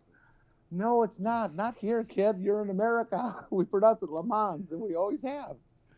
It's funny that brings to mind a memory. Like when I was littler, much littler, I actually enjoyed the Police Academy movies. I remember there was that one really nerdy character named Sweet Chuck. And when he was driving to apply to become a cop, he's on this little putt-putt moped, and there's all these cars zooming past him as he's driving like grandma, honking at him to go faster. And he shouts, "This is not Le Mans!" And that was like one of the first times I took note of the existence of that race. Okay. Just brought to mind that random ass memory. I haven't thought about it in decades, but It's a hell of a race.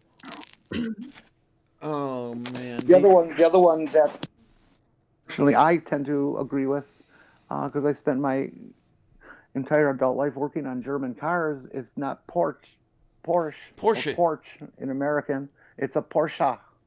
ugh, I have to say, I hate the Porsche pronunciation. It just, like, seriously makes me twitch. I don't know why. Well, It just fucking does. I pronounce it that way because that's not just a car's name. That is the name of a man who designed it, and that's how he pronounces his name. And I'm not going to pronounce his name wrong because it's his name. I'm trying to remember. Is it? Excuse me. Is it Ferdinand Porsche? Mm-hmm. Okay. Yeah. Yeah, I know. And the thing is, when I'm thinking of cities, for example, I'm not trying to be pretentious or anything.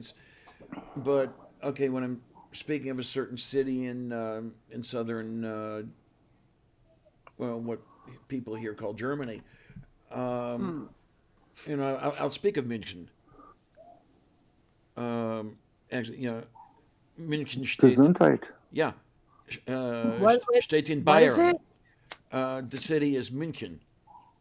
Okay. It's what people here call Munich. München, Oh. yes, Muchen. The U has an Umlaut. umlaut over it. Yeah.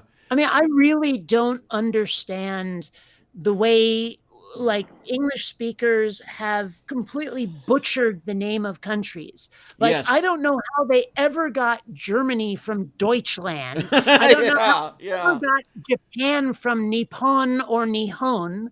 And I don't know why the Japanese switch those up every now and then. It seems completely random. But I mean, like I don't understand it. How I did they really get don't the know why Dutch we do language this. from the Netherlands? And why is it called the Netherlands? Well, because and what about The Hague? Why does that city get called The Hague? Well, whenever someone says The Hague, though, I always picture the prison. Okay. Language is funny.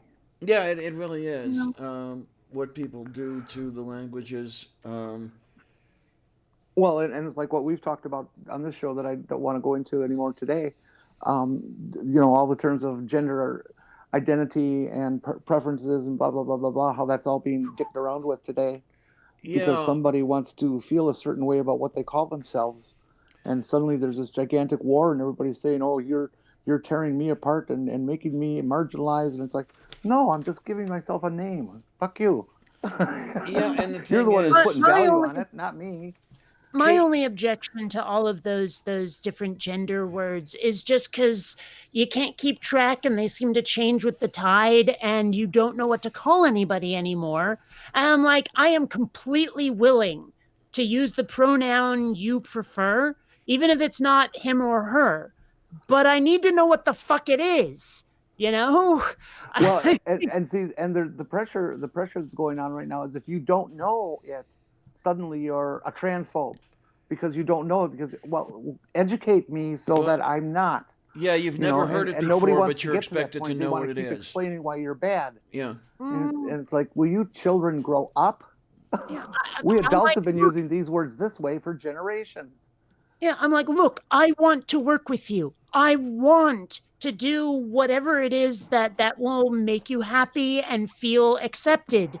But you can't like get on my case if I don't know it without ever being told. Yep. Yes. Yeah. Absolutely.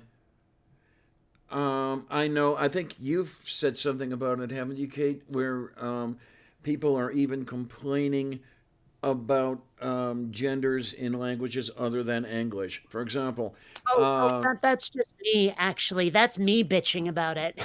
well, I yeah, don't know if it's other people, I'm sure other people complain about it too, but I cannot stand gendered nouns in the Romance languages. They're so random. They don't well, they are help random. communication in any way. Yeah, there are no So why rules, the none, frick none do at we all. have it? Auf Deutsch, we have three genders: Mhm. masculine, feminine, neuter. Der, die, das, for example, in the nominative case, and it was really a lot of fun. And one of the things I like best about German is things are declined as well as conjugated. So the articles, for example, fit the case, nominative, accusative, genitive, that sort of thing, as well as the gender. So if you have a sentence, der Junge warf den Ball, which is, okay, the boy threw the ball. If you cut that sentence up into individual words, throw the words into a bag, and then pull them out at random. No matter what order those words come in, the sentence not only makes sense, but it means exactly what it meant in any of the other orders. Where you cannot do that in English. If you have, the boy threw the ball, and you throw it into the hat and pull it out, and you get the ball through the boy, doesn't make any sense. But auf Deutsch, den Ball warf der Junge means exactly the same thing as der Junge warf den Ball. Well, The boy threw the ball. if you did actually want to say, and I don't know how it would manage this, that the ball through the boy, though, how do you say it? In German, Yeah. der Ball, der Ball warf den Junge. Okay, now I didn't memorize the first one. How is that different? What Okay, changed? what changed is in the first one it is der Junge, in the second one den Junge. So Oh, der Junge is the nominative. He's the subject of the sentence. Whereas den Junge is the direct object. And then the ball switches the same way. In the original, it was den Ball. That's how you know it's a direct object. And then you switch it to der Ball to make it the subject. actually, you know what that sounds like? That sounds like fucking Klingon, is what that sounds Okay. like. I'm not even kidding. No, I know you're not kidding. It resembles Latin to a great degree. The I way, still want to know how anybody invented noun gender, why they thought it was useful. I I don't mean, know. someone somewhere had to go, look, we need to be able to distinguish between a table and a chair, not just with the word, by saying this one's masculine, this one's feminine, because reasons. I don't get it. Yeah, I think somebody did a video on that some time ago, and I cannot remember what it is to even look for it. But it's pretty much arbitrary, I think. Because what's really great is in German, for example, auf Deutsch, you have der Tisch, die Tür, das Fenster. Tables are masculine, doors are feminine, windows are neuter. Why? I have no idea.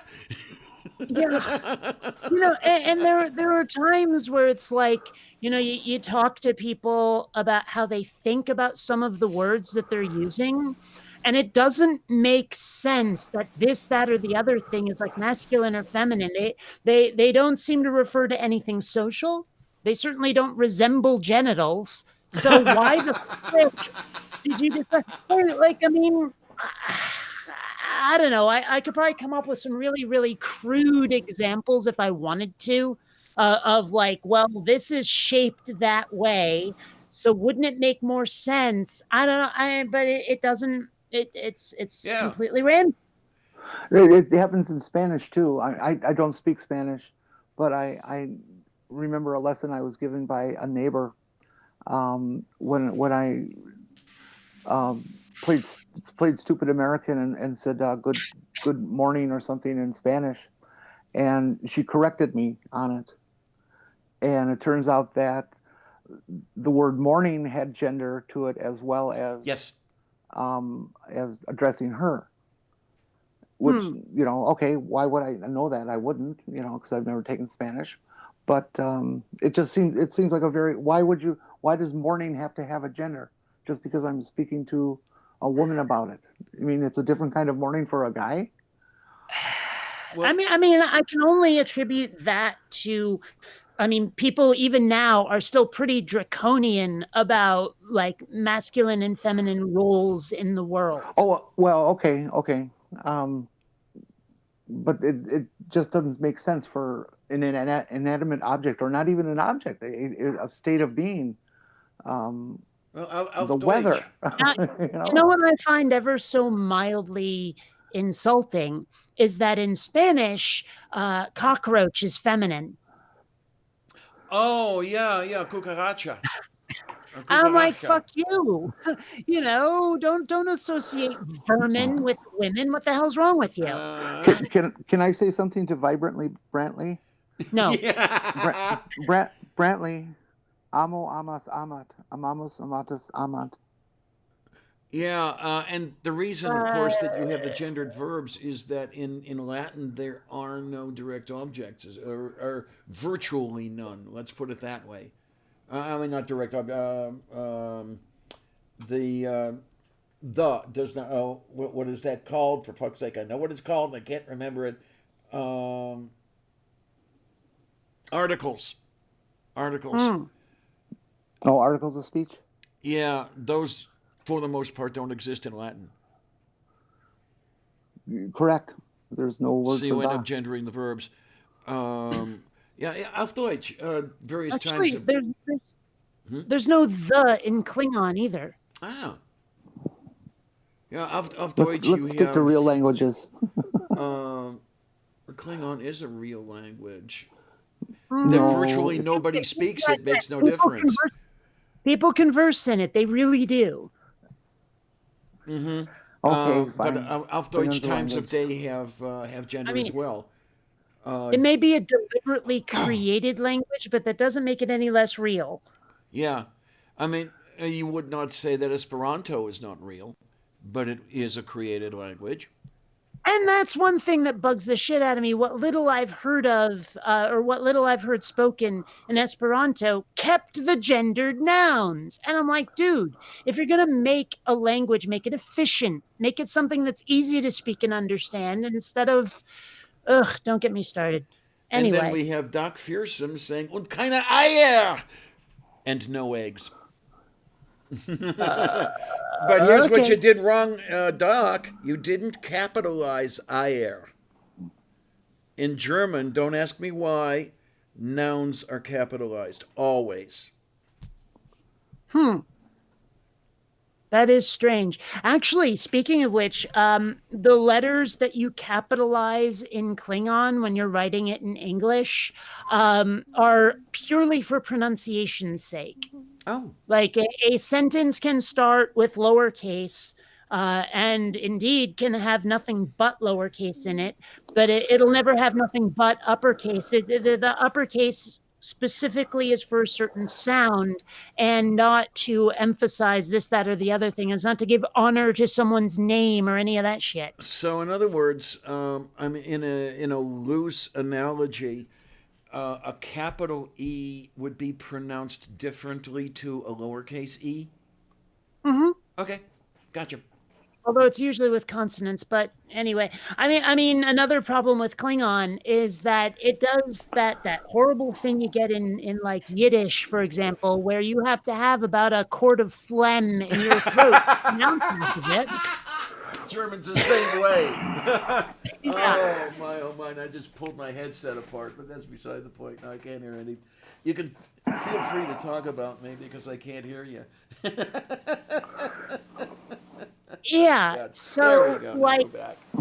the one thing I cannot stand about Diana Clary. Now, There are quite a few things you can't stand about Diana Clarion, but Diana, I was writing a letter today and I used the expression clarion call. oh man, that is, if I ever get around to doing it, that is the working title of a live stream that I have in mind if I ever get around to it. Clarion call with Diana Clarion. You know, what the hell? It's just I've got to get. There's so many ideas I have about this channel that I've got to get to work on. Do people ask you to get them discounts on car radios? I take it that's a brand of car radio? Yeah, it's a car person joke. Sorry. Okay then, gotcha. Hans. Oh, this is interesting that Hans says he feels it weird that words like I are capitalized. And what's really fun in English, you capitalize the first person singular. I is capitalized. In German, it is not. Ich is lowercase. Unless It is a little odd that you is not capitalized when you really think about it. in German, it is.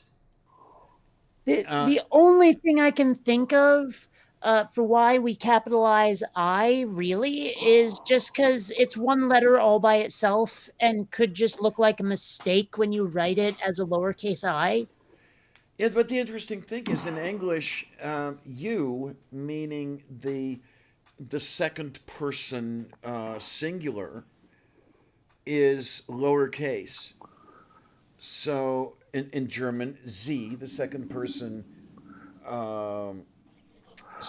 nominative, that's capitalized. And how do you each pronounce the word EITHER? Either. Okay, now you grew up in Cleveland. Yes, I did. And Kate, you grew up in New Hampshire, Vermont. Vermont. Was Vermont a Germanic settlement? No. I mean, well, I don't know who settled Vermont, but given the number of French-inspired words, I think predominantly French. So in Milwaukee, we say either. And the difference is that in German, the second vowel is pronounced bingo to the bingo first, yes, or the first is not pronounced in deference to the second. Yes. And in English, it's the opposite. Yeah, and English is predominantly a Romantic language, not a Germanic language. How the hell did they give it to us in grade school? When two vowels go a walking, the first one usually does the talking. No, it was when I became fluent in German that I actually switched without thinking about it. But I grew up talking about either, but then later, when I was fluent in German, it became either. A lot of languages, like English, is weird about vowel pronunciation. Most languages that I've looked at or learned have very strict rules about how vowels are pronounced. Like A is always ah. Mm-hmm. I is always E. Yep. E is always A. Yep. Like O is always O. Yep. And U is always ooh. Right? Mm-hmm. Yes. And so, if we were to try to pronounce either or either, which I cannot stand, in like say Japanese, it would be like either. Yeah. Aver, actually, Aver. Yeah. In Milwaukee, which is on the east coast of Wisconsin, the settlements were predominantly Germanic. Pretty much all up and down the coast for about 80, 90 miles. It was predominantly German. Then it started getting into some of the other European countries. So you went north. The problem in Milwaukee, there's a street that is spelled Burleigh. Wait a minute, Burleigh, Burleigh? Right. Burleigh. No, Burleigh. Burleigh. Okay. The I is the second vowel. There was a gym teacher in, I cannot remember if it was high school or middle school, but her name was Mrs. Burleigh. and it But was spelled just like that. yeah, but Okay. in Milwaukee it is pronounced burlai, and everywhere else in the state of Wisconsin, you give that word to a newscaster, for example, and they'll pronounce it burley. Here's the Hmm. interesting thing: English is so screwed up. One of the reasons being that it is the bastard child of French and Anglo-Saxon. So you've got the influences from both ends of that spectrum slammed together into something that's virtually unintelligible to someone who did not learn English as a first language. I'm told that Well, English is one of the. When when I took my Latin classes, we learned that the English language is approximately 80 some percent Romantic, and that is divided up between, of course, French, Spanish, Italian, um, and the remainder is a mixture of Germanic and any other language that we happen to have stolen words from. Yeah, and Uh, we steal words from everybody. yeah, One thing that totally knocks me out, though, if we're still talking pronunciation of certain letters, Swedish is really strange because I was mentioning before about the band that Per Gessle was in, and by the way, his name is spelled Gessle. I thought it was Per Gessle for the longest time, but no, it's Gessle. But the band he was in. Like I said, Ulena Teeter, which means golden times. Ulena is spelled Gyllne, Ulena, Okay. right? And of course the one that knocks everybody out who's from the United States or probably England to any English speaking country is that the way to say the end, like at the end of a movie, you know, they'll put the end up there, is slut, but it's spelled slut.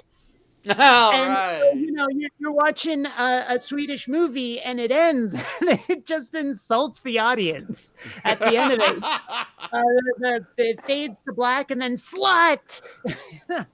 Oh man, you ever want to hear a really screwed up language? A friend of mine was fluent in it. Is Welsh. Oh well, duh. I'm telling Creaky Blinder you said that. Because you look at it and it appears nothing like the way it sounds. Mhm. Um, okay, there's the holiday that's going to be coming up fairly soon, and when you see it spelled, it looks like Samhain. It's pronounced Samhain. Other things like that. Celtic gets word that way too. Yeah. Well, Welsh is very closely related. Yeah. Well, Kerry was a, Mack can teach you a lot about some of the weird words of Scotland and Ireland, Celtic. there was a meme I saw going around Facebook recently where someone put up the Welsh flag, right? And Okay. it's basically like two different colored stripes with a dragon on it. It's a white stripe and a green stripe with a Mm-hmm. red Mm-hmm. dragon, Mm-hmm. not quite rampant, sort of halfway between standing and rampant. Yep. And it said, "Wow, these like LGBT flags are getting way out of hand, and you can't interpret them anymore." You know, and It's not wow, that's not a that's the dragon, it's a griffin. Welsh flag. So yeah, it amused the hell out of me, and I'm trying to find that meme online, and I can't do it, but it was hilarious. On the subject of cultural, I don't want to call it discrimination because that sounds intentional and hate based and all this kind of stuff, but it's more ignorance. And this is not anything that I have read, but something that I have thought about over a period of years living in the German part of Wisconsin, and all the German names and all their how they're pronounced and how they're spelled, and seeing those same names be very different and stuff in other parts of the country. Um, Everybody has seen the German Doppel S letter in their alphabet, the one that looks like a B. Oh, Estzet. Okay, I've always I've been taught it as a Doppel S. In Germany, Well, if you it's don't write it in that it's way, you would write it as an SS. it's pronounced as a double S. Yes. Yes. Doppel S. So you would have somebody whose name is Gross, But if they came to America and they wrote on their papers in Germany that their name is Gross, it would be spelled GRO double S. Mm-hmm. And so when they get to America and they don't know anything about a German alphabet, they would look at that and they would spell the guy's name GROB. And now we have a whole bunch of people in America named Grobe, Mm-hmm. whose actual name is Gross. Fun. And you fun also fa- find that with Grossschmidt, Grobschmidt, there's Grobschmidts and there's Grossschmidts. Okay. It would all depend on which person they got at the counter and whether or not they knew anything about the German alphabet. Fun fact: the letter about which you're speaking is auf Deutsch. It's called SZ because it is the way it's formed is a combination of S and Z, S and Z, in the Frakturschrift, the old German alphabet pre-World War II. Mm-hmm. You slam those two together, the S and the Z, and you get the SZ. And it looks like a B because we're familiar with the B it looks like a beta, the Greek letter, or to my eyes anyway it does. Dang, it's not showing all of the meme, but there it is. Yep, that's it.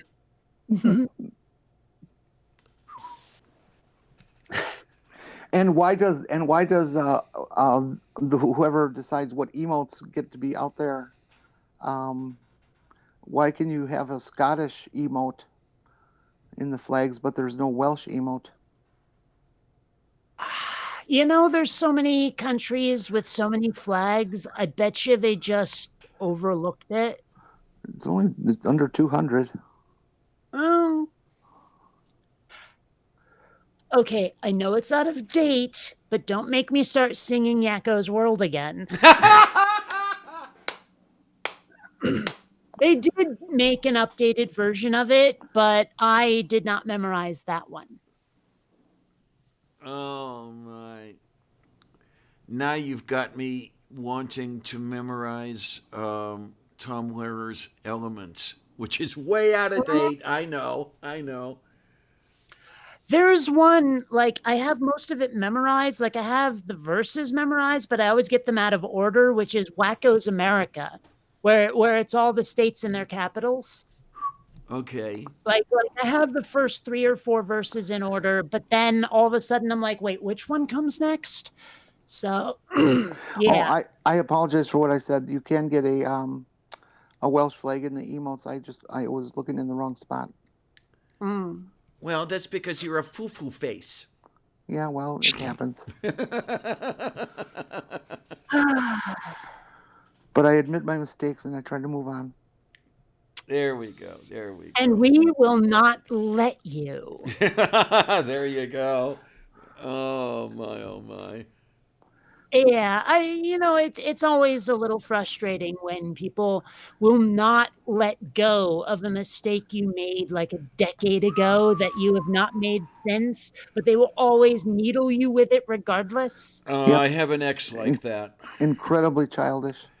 It's a great thing that she hasn't talked to me in years, because were she still talking to me, she would still be needling me about something I got wrong 20 years ago.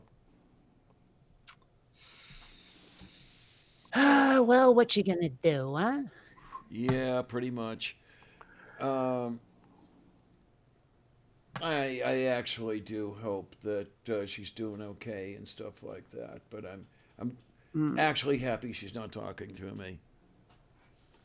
Man, sometimes it's hard to resist the idea to look up an ex online and see what the hell they're up to. Well, I'll tell you, I have been tempted to look up someone I was dating years and years ago. We did not part on bad terms. It was basically I ended up here and she stayed there. But I wonder what she would think of me at this point. She knew Edward. Yeah.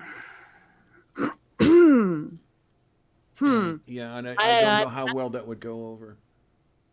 I've got at least one ex where if I found out she's dead, it wouldn't shock me.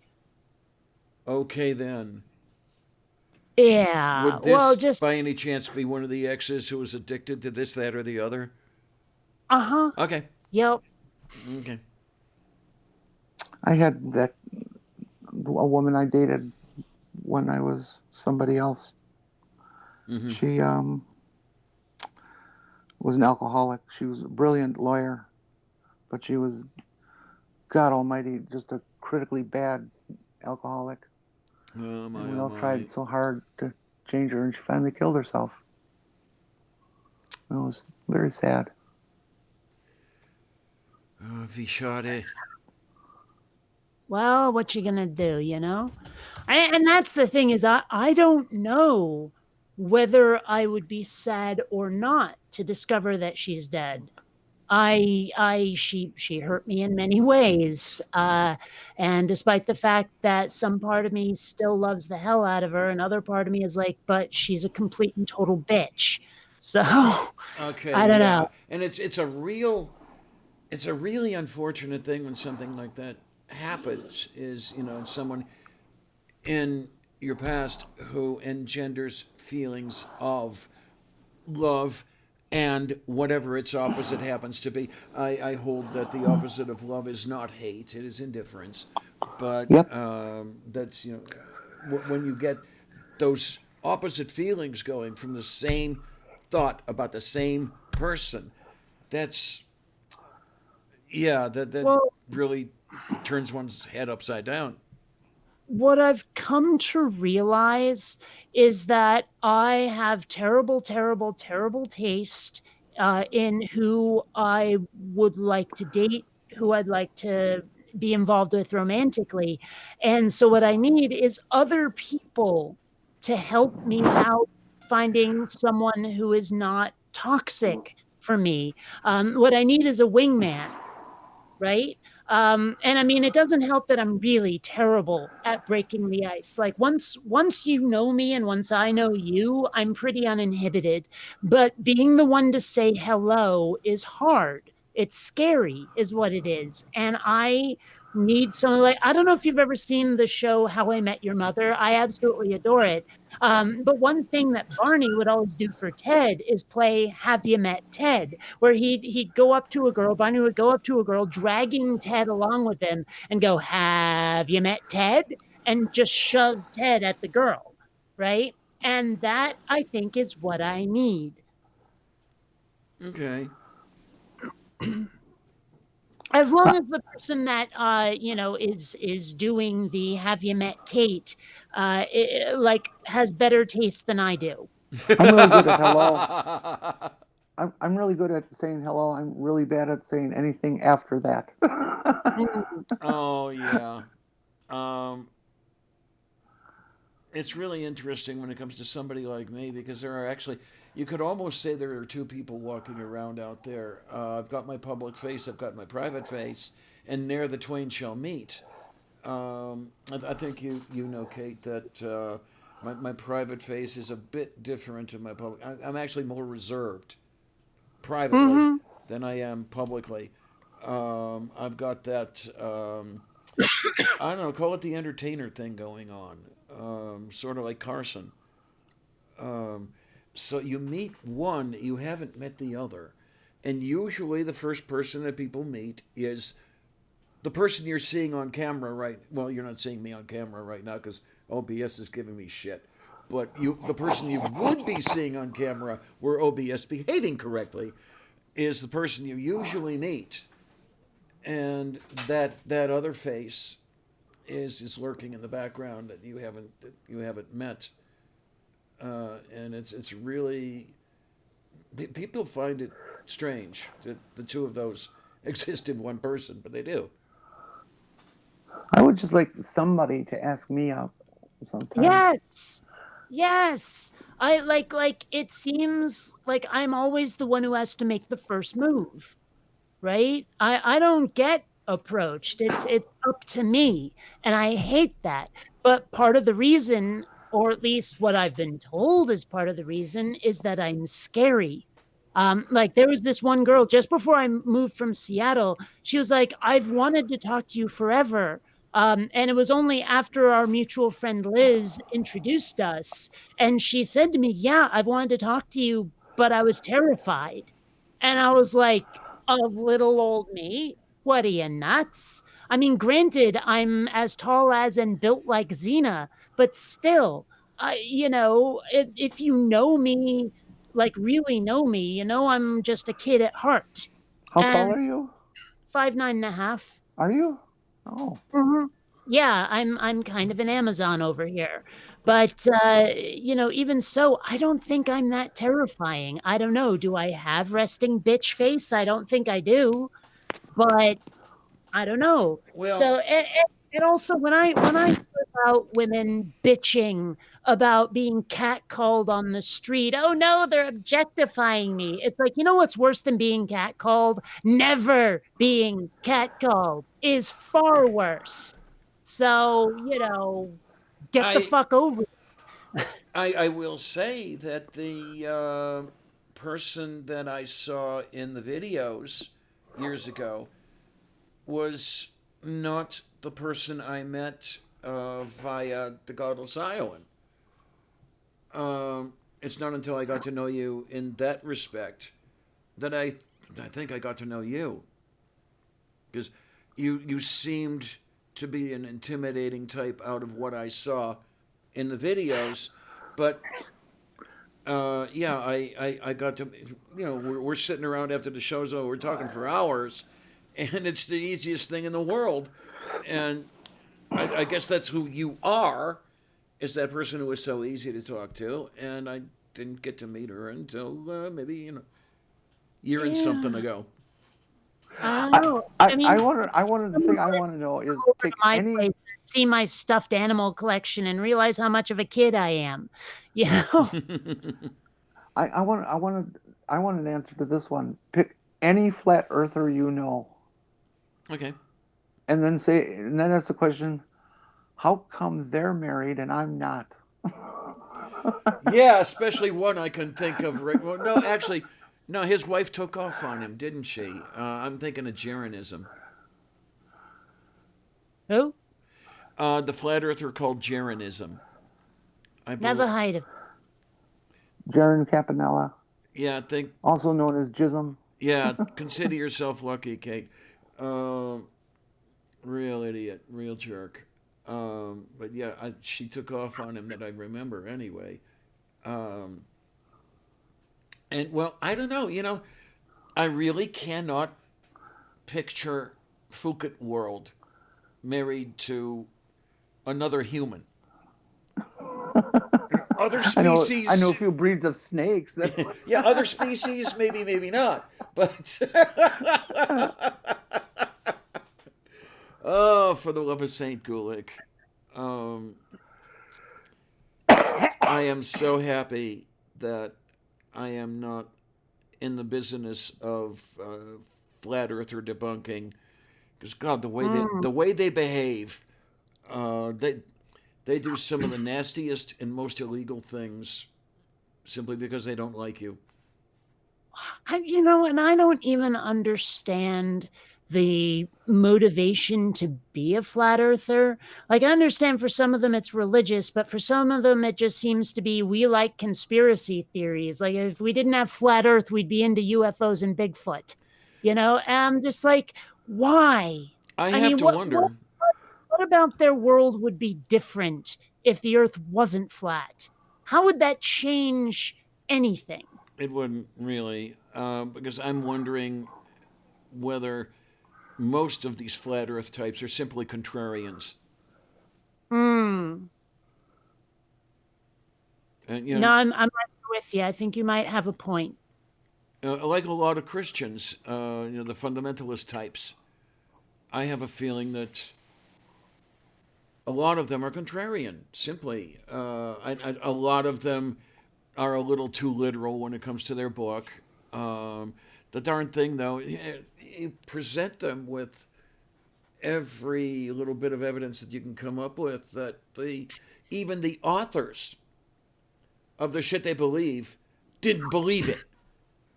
You know, they knew it was You know what? stories, and they won't begin to accept it. Well, you know what's extraordinarily frustrating, though, is if you get accused of being a contrarian and you say, "No, I'm not." Ugh. And I know that sounds like comedy. I've had that happen to me, where I'm like, "I'm not a contrarian." Yeah. See? I mean, uh,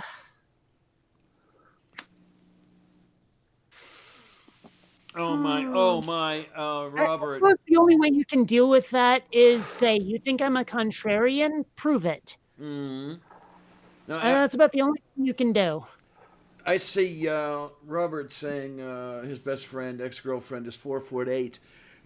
It's amazing. When I was at the protest in Kentucky, amazing how short No Illusion's wife is. It would be something of a stretch to say that she just about comes to my belt buckle, but she's a little taller than that, but not much. Um, I'll have to go. I'm 5'10". So you're taller than I am. I'm taller than Kate too. But not by a lot. Yeah, by about a Well, centimeter. I dropped the half inch part because I figure I'm shrinking from getting old. Mm. Well, I shrink based on time of day, so you know. Because when I first get out of bed, I'm about 5'9", and then when I'm ready to go back to bed, I'm about 5'8". I wish Doorknob Head was here. He tells me that his height varies whether or not he's excited. Okay. That's odd, but okay. That you don't know Doorknob Head. That was a dirty joke.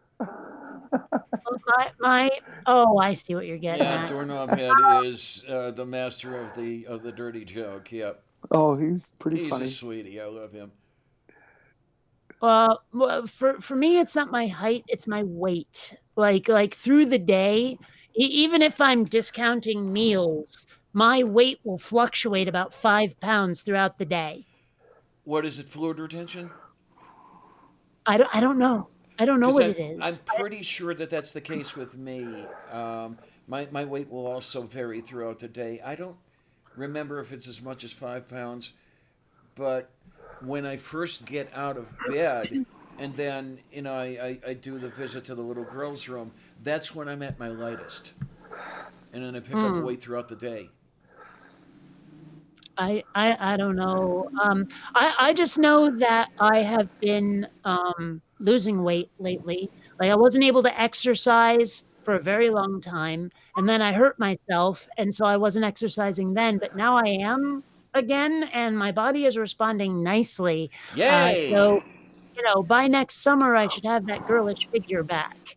All right, that's what I'm hoping. I finally started getting back to the gym.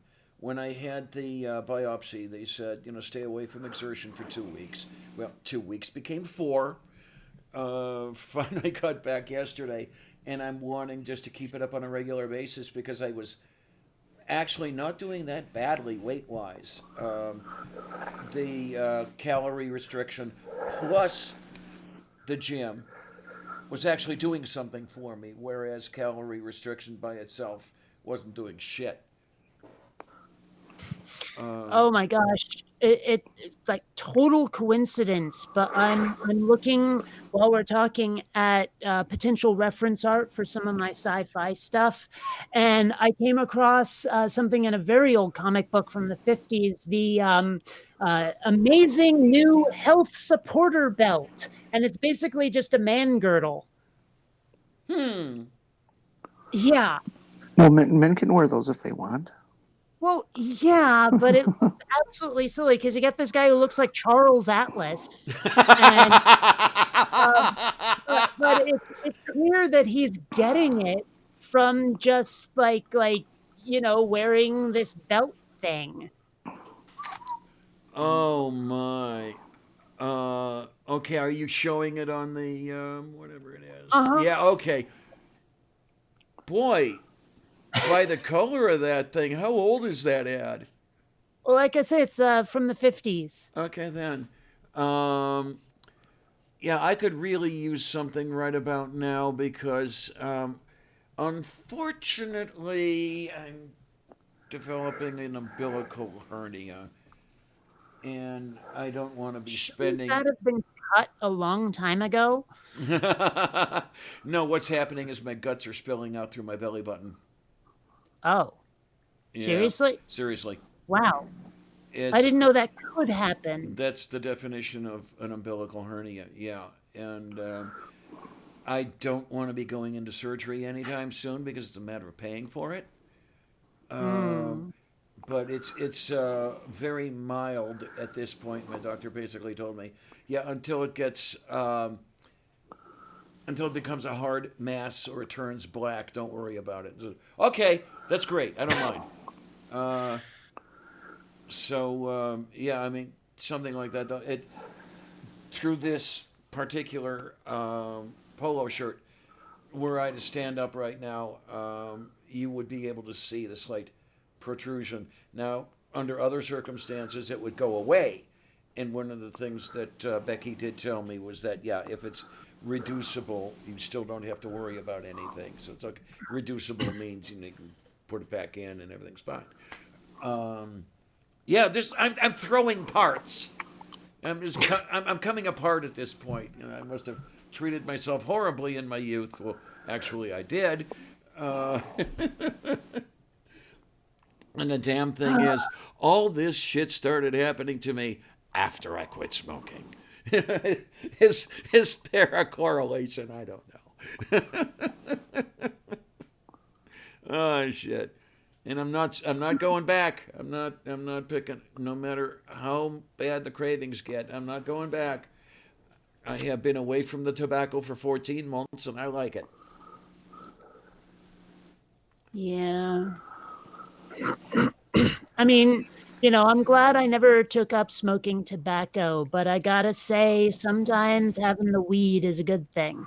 Yes, it is. Now there's something that makes me wonder a little bit because I've already refused an offer, and the reason I did was I was afraid that okay, if I did smoke a joint, would I end up coughing my lungs out, or would I be ever more tempted to go back to tobacco? And I don't want either one of those.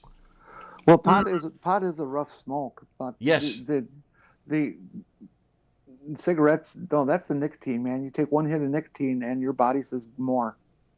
yeah, the It's the pot is non-addictive. right.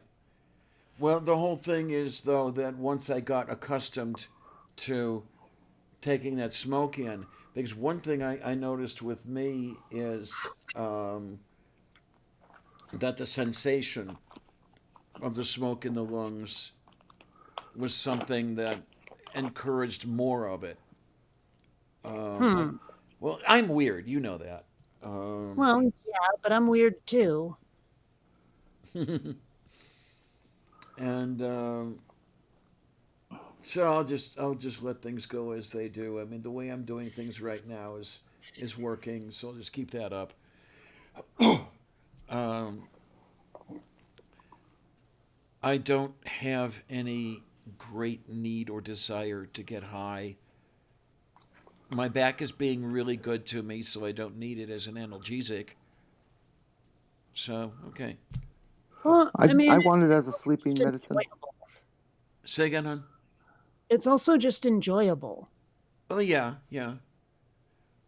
Um, Sometimes it gets too enjoyable when the pattern of bricks on the wall becomes really, really interesting. Mm, Actually, I mean, for me, it produces feelings of nostalgia, which is weird. But what I've noticed is that there's a difference between edibles and a vape. Because with the edibles, yeah, there's nostalgia, but there's a kind of melancholy that comes with it. But with the vape, the uh, nostalgia is there and it feels good. Now, this is really interesting. A sunny day will evince nostalgia in me.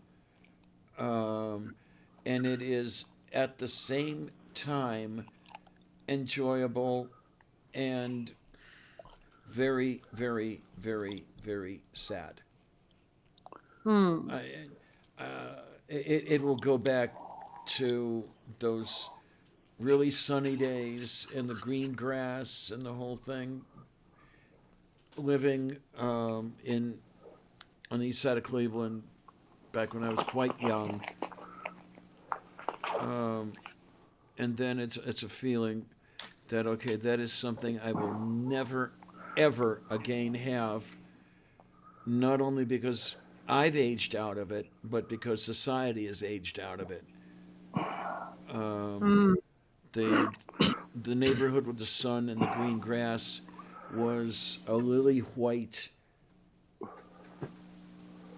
urban setting, which simply doesn't exist anymore. It certainly does. Well, I mean, I have to admit, some of the sunny days we get here in San Diego, which is, let's face it, pretty urban, can bring back some of the memories of sunny days back in Vermont. Come, Yeah, come, come here and walk down any street in this town, and it feels like everywhere in Milwaukee 50 years ago. yeah. Well, yeah. Basically, what I'm saying is I'll never see it again. Is the particular neighborhood I have in mind. Hmm. That is no longer what I remember, and it never again will be. See, that's kind of funny because my childhood neighborhood is so well, okay, I take it back. I take it back. A lot of houses have been knocked down and rebuilt, but nothing new has been added. And a lot of the buildings are still there. A lot of the houses are exactly the same, just maybe with a fresh coat of paint. And so when I go back to visit my parents, because they live in the same place that they lived when I was 5, it's like literally coming home and figuratively coming home. And I mean, the city of Burlington hasn't changed that much either. It's I mean, one of the malls is pretty defunct, but otherwise it's so, I mean, I walk around and it's like childhood again. Yeah, in my particular case, going back there would be like coming home if home was the Kurdish territory that's currently in a state of war, because nothing new has been added. It's just that everything that was there is coming apart, and there's less and less every day. Um, it's all gone to shit. So that's part of what's so sad about it. There was a time when I was thinking of trying to get something going where a collective or whatever you want to call it would start buying up some of these vacant lots, etc. And at a point when you could have enough of them in one place, starting to rebuild. But that would take a lot of money, a lot of work, and a lot of security force. I don't know. I have to admit, if I had that kind of money, I mean, after I built my dream house and bought a DeLorean, I've had those fantasies of taking like George Lucas levels of money and going to like Flint, Michigan, and saying, "Look, the government won't step up. Here's your fresh water from me. Have it." Because I've said before, like after a while, money just becomes a way to keep score. Yes, You yes, know, you'll yes. never use it all. And so I figure, why not use it for good? I think of Mm-hmm. J.K. Rowling when she earned all that Harry Potter money, she gave, like, she was a billionaire and then gave away a metric fuck ton of it to charities. Now, I've heard some bad things about her politics recently, but even so, that's the sort of model I'd want to follow if I had that much money. Mm-hmm. Yeah, You mean like her politics that she wants all LGBT people exterminated? Yeah, that kind of thing. that stuff. Yeah. Yes. Oh, wait. All? Because, I mean, Dumbledore was gay. I got the impression she's at least a little tolerant. Well, I don't care what she writes in her damn fantasy books. Let's talk about real life. All right. Well, and again, maybe I haven't been following her as closely as I might, but I got to admit, I figured if Dumbledore was gay, she was a friend of the LGBT. But then I started hearing that, like, she's a bit of a turf, I Yep. guess. And I was like, A little I bit got of a too many turf, yeah. friends to be okay with that. See what all the gay people need to know, men and women, is that the turfs are part of a larger movement of the right wing. Right now, they're going after the turfs. Once they take care of us, they're coming after you. And if you think, and if you want to bet, I No, will, I'm I will not be dead. So denying. I will be dead. So I don't get to collect on it. But I would bet my life that that's their plan. Hmm. It is Well, absolutely their plan. I have a feeling that that's going to be a hard sell in this day and age. I mean, It's all driven by the right religious wing right. keeps losing ground on this, like on a lot of their hatreds, because for a very long time they hated black people a hell of a lot more than they do now. But they seem to realize, well, we've lost that battle. Who can we hate on next? And now Oh, yeah. What you need to understand is what they have in become. marriage, so they're starting to realize, well, we can't really handle the homosexuals anymore. Let's go after the trans folk and all this. It's like they're not happy unless they're trying to keep someone down, but they seem to keep losing those battles, so they have to find someone new to hate. Okay, but what you need to understand is the bigger picture, that this isn't about the individual hate of any one group. This is about the dominance of their political structure, the right wing, the one party rule over any other options. And what they have become expert in to achieve their goal is media manipulation. And they do it far better than the left wing does on their best day. I still don't think it's working based on what I see. Well, then let's count up the number of judges that old Donnie has put into office. Okay, and how when you own the courts, you own the world. Yeah. I'm sorry. This has been a plan that they have hatched back in the early '80s, and that they have been working on all this time, steadily. And those of us who have been involved politically all that time have seen it happen, and have been making the clarion call, and nobody listens. Well, that's the thing, though. People are listening. They're just not able to do as much about it as they'd like. Because But they're lazy. at the same time, I don't think that it's a complete failure. I think Trump was a step backward, but we've seen a ton of steps forward to the point where they are going to lose the battle, even if they're going to win the occasional war. Well, part of this is No, I think you want that the other way around. That you want them to. Yeah, It's okay to win a battle, but not win the war. yeah. Well, I get where Kate was coming from on Yeah, that one. I do too. The whole thing is that a lot of the progress that was made since, let's say 2008, let's pick a random date, was done over the complaints of the far right. You did have the Tea Party to contend with, and those of that ilk. And as long as the office holders and those on the benches were as they were then, it wasn't that difficult. What's happened in the last 3 years, I mean, that quickly, is that the courts are steadily being loaded, that the opposition is rewriting the rules. And this is what's really interesting. They're rewriting the rules by using methods that run against the rules. Yep. They're violating the rules in order to rewrite the rules such they can enforce the new rewritten rules. Go figure that one. And they do that because their core the group. changes that they've managed to implement are going to last as long as they hope. Well, what I'm hoping is they don't last as long as they hope. What I'm worried about is what it's going to take to reverse that trend. I'm fairly confident that we are going to reverse that trend. I just hope The only savings grace that we have is that as good as the right wing is at media manipulation and voter suppression, they can't govern for shit. To save their souls, they cannot govern. The left wing is expert at governing, very competent, very systematic. The Democrats do a damn good job when they're in office and running.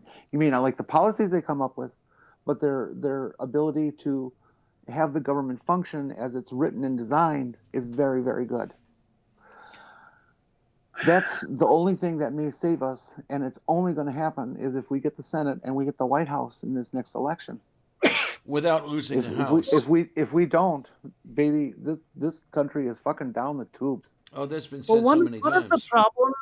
One of the problems I see on the left is that they're a little too egalitarian. The right wing is not afraid of fighting dirty. The right wing is not afraid of being aggressive. Right. Where the left wing has this tendency to try to be more egalitarian, to try to be more fair, to give people due credit for this, that, or the other thing.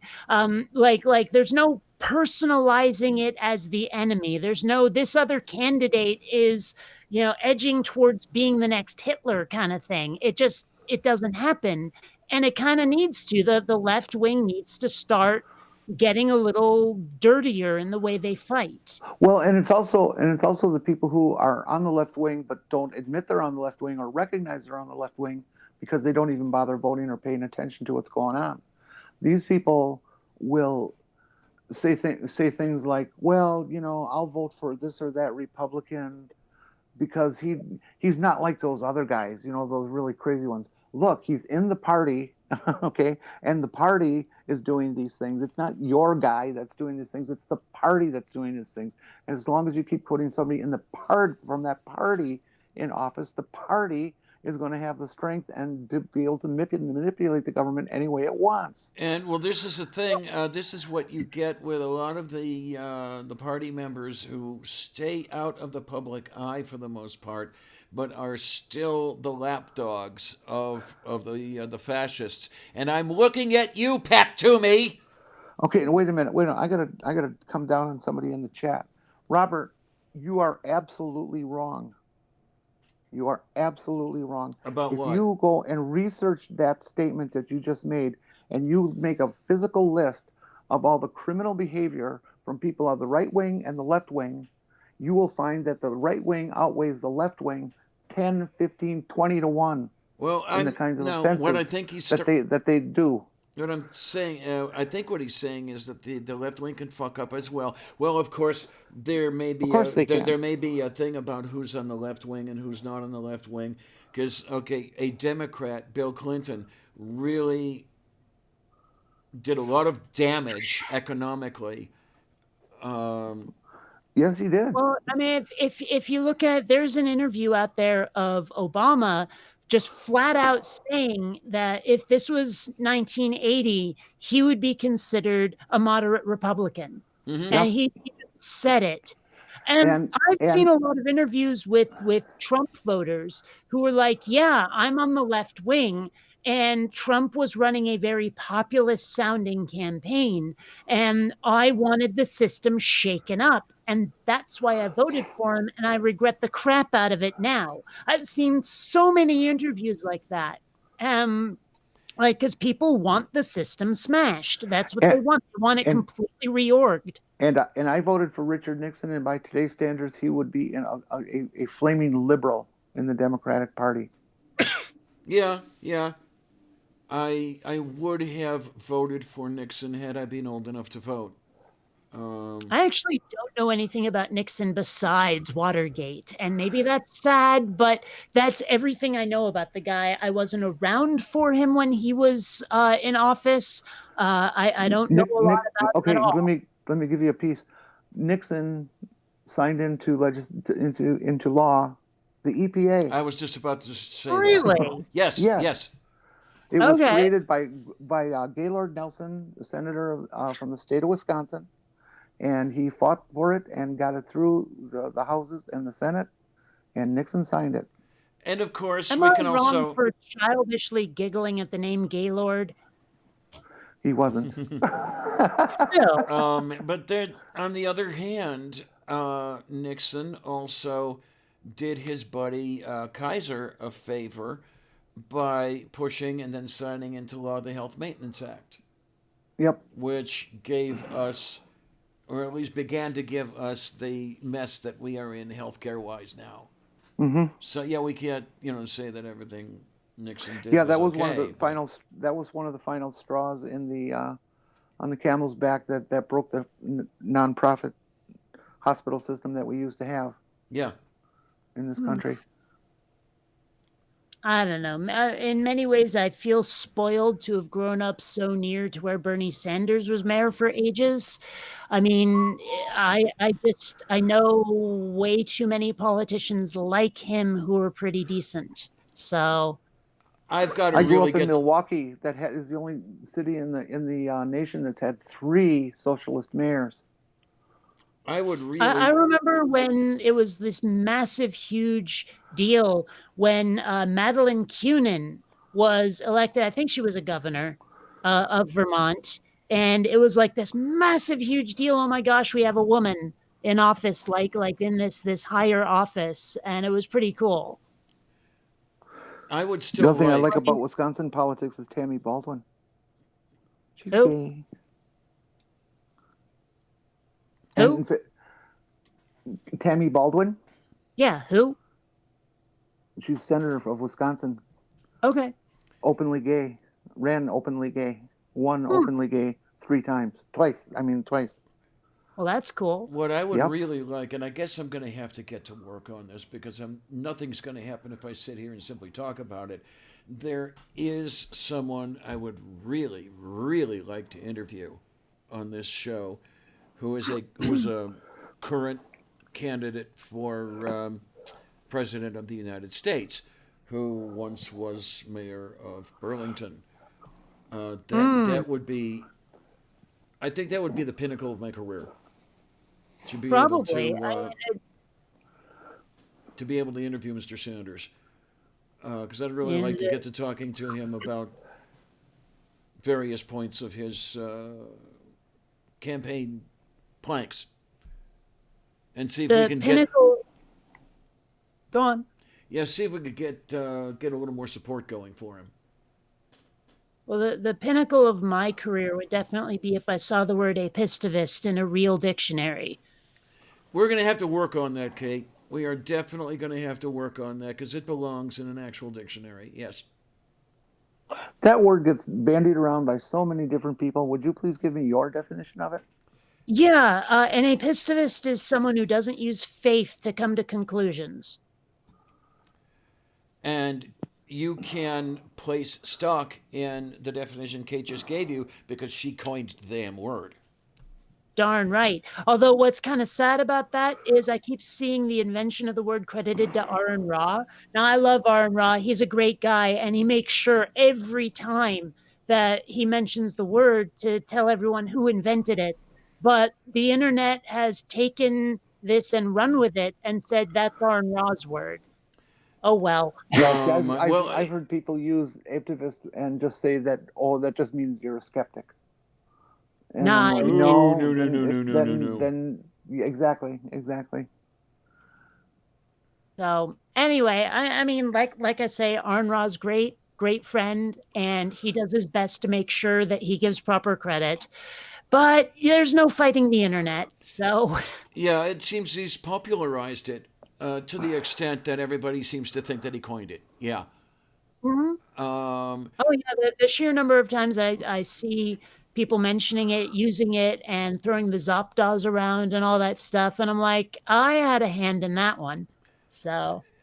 Yeah. Where was I going with this? What I do like is what he did. Was it this last Faithless Forum where there was a talk getting assembled, a panel getting assembled, and you're sitting over in the audience, and Aaron's like, "Why are you not there?" And did he not try to do a little something or actually get something done to get you up there? No, actually, what he said, I mean, number one, he acted like he was totally offended by that. after I told him, yeah, I wasn't asked. But then what he said is, okay, in the next year, we're getting you on a panel somewhere, somehow, is what he said. Oh, okay. Yeah. But yeah, I don't know why I wasn't asked either. I did ask them why, and I was not given anything remotely like a satisfying answer, and I didn't want to push. But I don't know. There are times I feel very left out and left behind by the YouTube atheist community. I mean, I see all these collaborations that people do. I see like people doing these big guest star shows and all that stuff, and I'm like, where the hell was I, guys? But Yes. what to do? Because I think you need or deserve quite a bit more, um, whatever the word is, than you're getting. More respect, more exposure, more. Here, I look at what you're doing, and it's still fantastic. Why, the what I'm feeling like at this point, and I don't know, do we point the finger or what? It almost feels like you're being ignored. Mm-hmm. And when I And I mean mean, ignored. I I don't know if it's deliberate or if it's just one of those it doesn't occur to people things, but either way, it still kind of stings a bit. Yeah, But I don't know. I mean, I know that throwing a tantrum will be to my detriment, right. so I don't do Yeah, it. whatever But there are times I wanna. whatever good you do is ignored, and whatever ill you do is always remembered. Isn't it great? Mm, Gods, I don't A know. lie makes it around the world before the truth ever gets out of bed and puts on its pants. mm-hmm. I like that one. Let me write that. Let me write that down. That's a bit of a Oh, paraphrase. I think Twain came out with that one. okay. Twain was Yeah, really good at it stuff is like that. funny to me how misattributed so many expressions get, so many quotes get. Because boy, do they ever. Yeah. I was watching an internet show recently. There was the quote about socialism never took root because everyone thinks they're a temporarily embarrassed millionaire instead of poor. That one, and I want to say that's Steinbeck, but someone else tried to attribute it to Mark Twain on that show, and I'm like, I know for a fact that wasn't Twain. Mm. Socialism kind of wasn't a thing in Twain's days. Yeah.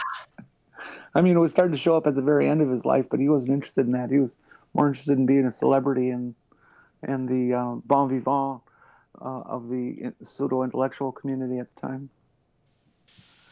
I don't know. I mean, there was one routine where, like it was Louis C.K. He was saying, like, here's this really brilliant thing that Mark Twain said, and that's great. But he also had a book with a character named N-word Jim in it, so it's kind of a mixed bag with, Mark Twain. Well, He's like, really, that's what you're gonna call him? It's a bit on the nose, isn't it? And I'm like, he's got a point there. well, when you're looking at it from a vantage in the 21st century, I suppose it is. Let's remember that Mark Twain could hardly be have been called a Klansman or anything like that. Well, yes.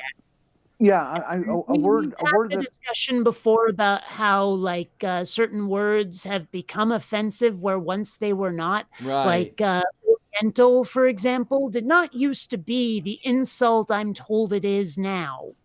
what word? Oriental, Yeah, Oh yeah, like yeah, yeah, like yeah, yeah. absolutely. Indian people who are like, I'm not a rug. I'm like, no one said you were. I don't know. It's like that word is not, or at least it wasn't when I was a kid, I'll be used right with back. I'm any sorry. kind of vicious side to it. It was just the word for someone from the East. And then Yeah. all of a sudden it became the most offensive thing you could ever call someone whose ancestry is from that region. I'm like, how did that change? Sometimes it seems like there's a lot of manufactured outrage in this country. Oh, hell yeah. The one that always comes to my mind is those two little letters. All of a sudden, the inclusion or exclusion of those two letters meant everything. Because early in my career as a transy, one would properly describe us. Say again. Oh, that. Well, the word I'm speaking of would be transgendered. That's what Mhm. I It took knew. me a second to get the context, but I remember you mentioning it before. Yeah, and then sometime around 1991, that suddenly became offensive. I wish I could find. I've been looking for the article that was written by a trans man. I found it years ago, and I can't find it since. I'm going to keep looking, but it seems that around 1991, the the participial adjective became offensive, and people were even arguing that it was not legal English grammar, although it still is. When you can just beat on me if you want to.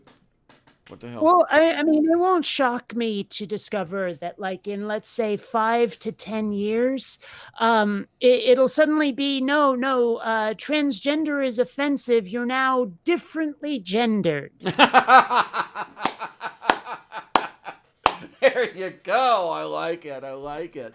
You know, Oh shit. otherly sexed or something. I mean, every couple of years, everything you know is wrong. Dun, And dun, it's dun, just all dun, very. dun. Mhm. Oh man, well that's a title of a comedy album I dearly loved. Everything you know is wrong. You have to look that Well, one it's up. also a title of a Weird Al song that I like a lot. Okay. It's like everything you know is wrong. Up is down, black is white, and short is long. Like that, yeah. Alrighty then. Um,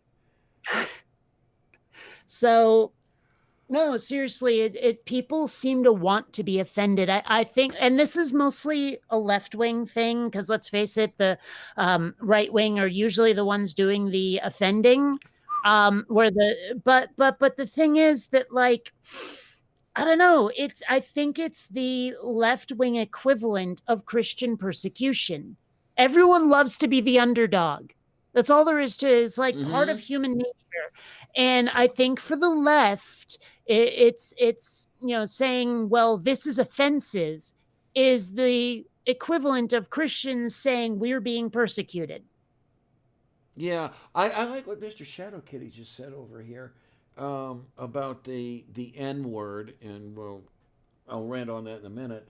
So the N word was vital to the story. Jim had values and was kind, and in spite of his redeeming qualities, he was always marginalized with that stigma.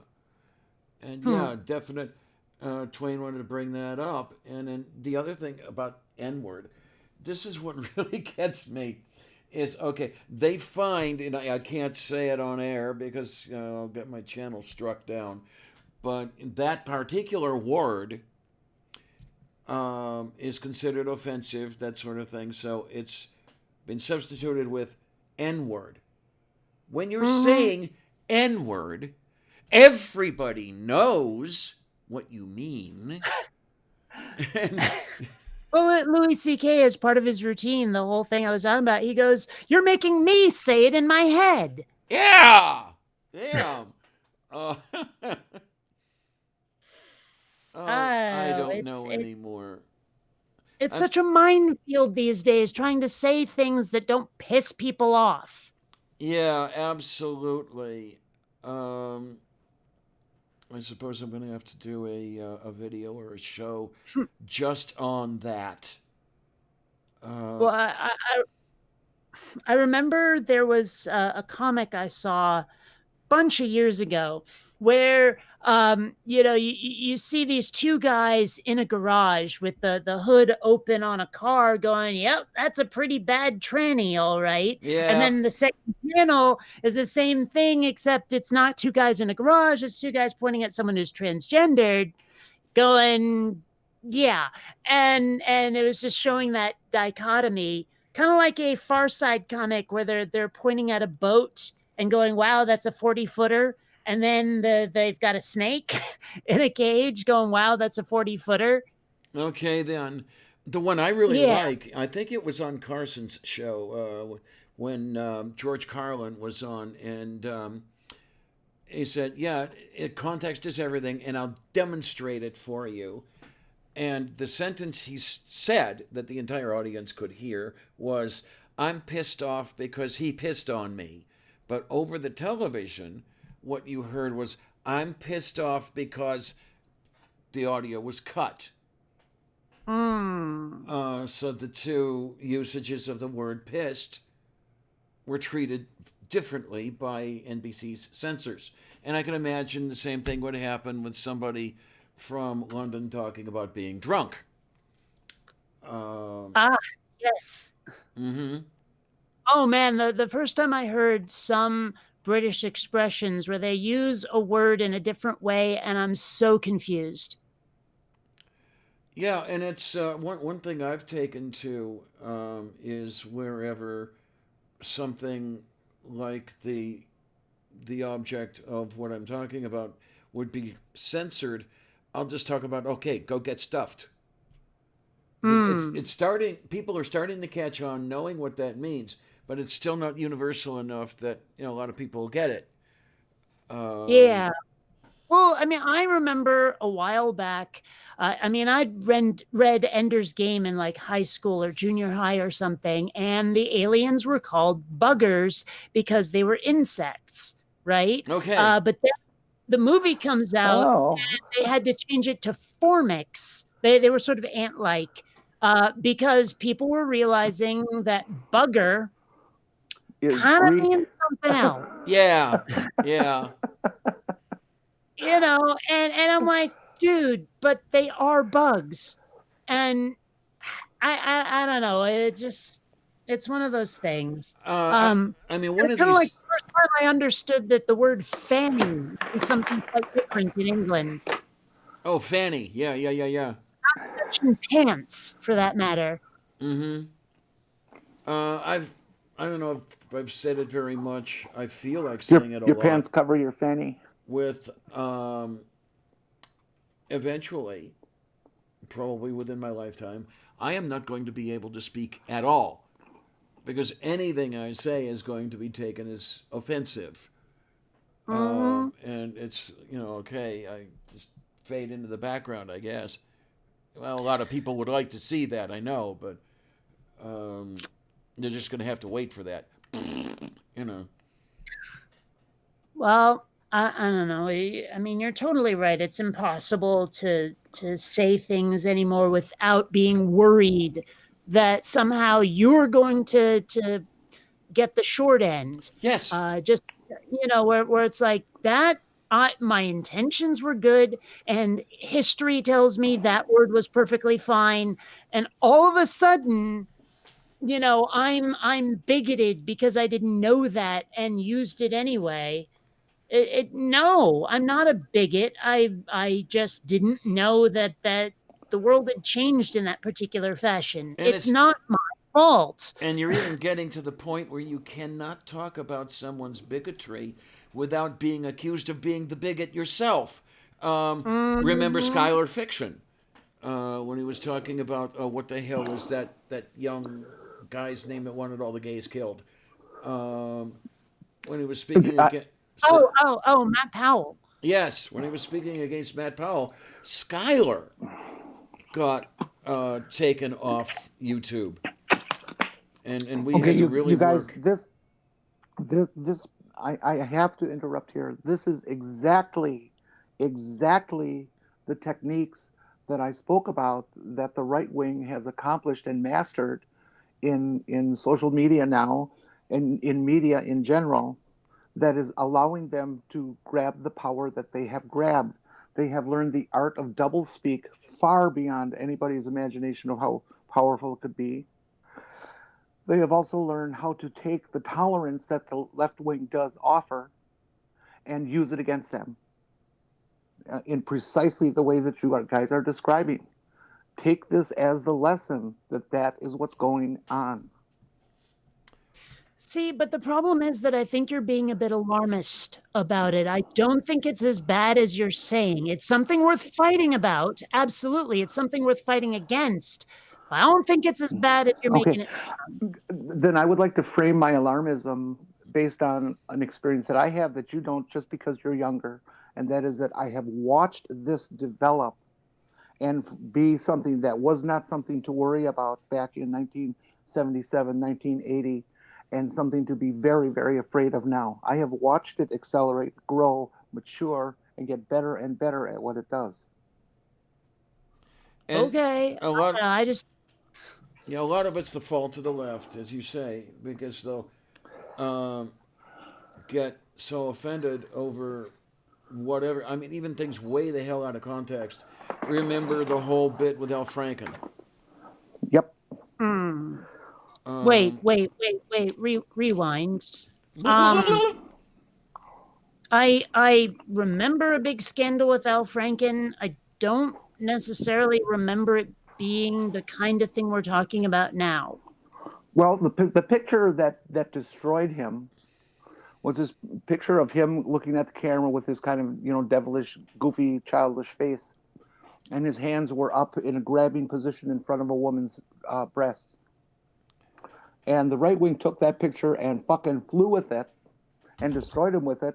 And the reality behind the picture was he never touched her. He never went close to her. It was several feet away, if I remember correctly, and it was all perspective. And this It was the whole point. It was all a visual joke. Yes, and that was the point. It was in poor taste. Oh, yeah. But it was not assault on any level. Well, considering the time that picture was shot, everybody in it was hired in a fucking kite. So that kind of... it was at a USO show. It was a traveling troupe of entertainers in a USO show. Okay. I have one thing that has worried me a little bit is in this age of the internet where anyone can be on camera at any time, there's going to be someone who's going to run for office, and then they'll find, people will find, oh, you were 14 and put out a really ignorant and offensive video on YouTube. And so we're going to use that against you now. And it doesn't matter, like people aren't allowed to learn or grow anymore because of their back history. So I think it's very, very difficult to run for office in about 2 or 3 decades, just because there will be stuff out there that people can find that will damn anybody. Well, hasn't that to some extent happened already? Where wasn't there somebody who was applying to a rather prestigious university who had made a rather stupid video a few years earlier? It might have been something like applying to university at 17 and made a stupid video at 14 or 13, something like, and was denied admission solely on the video he made.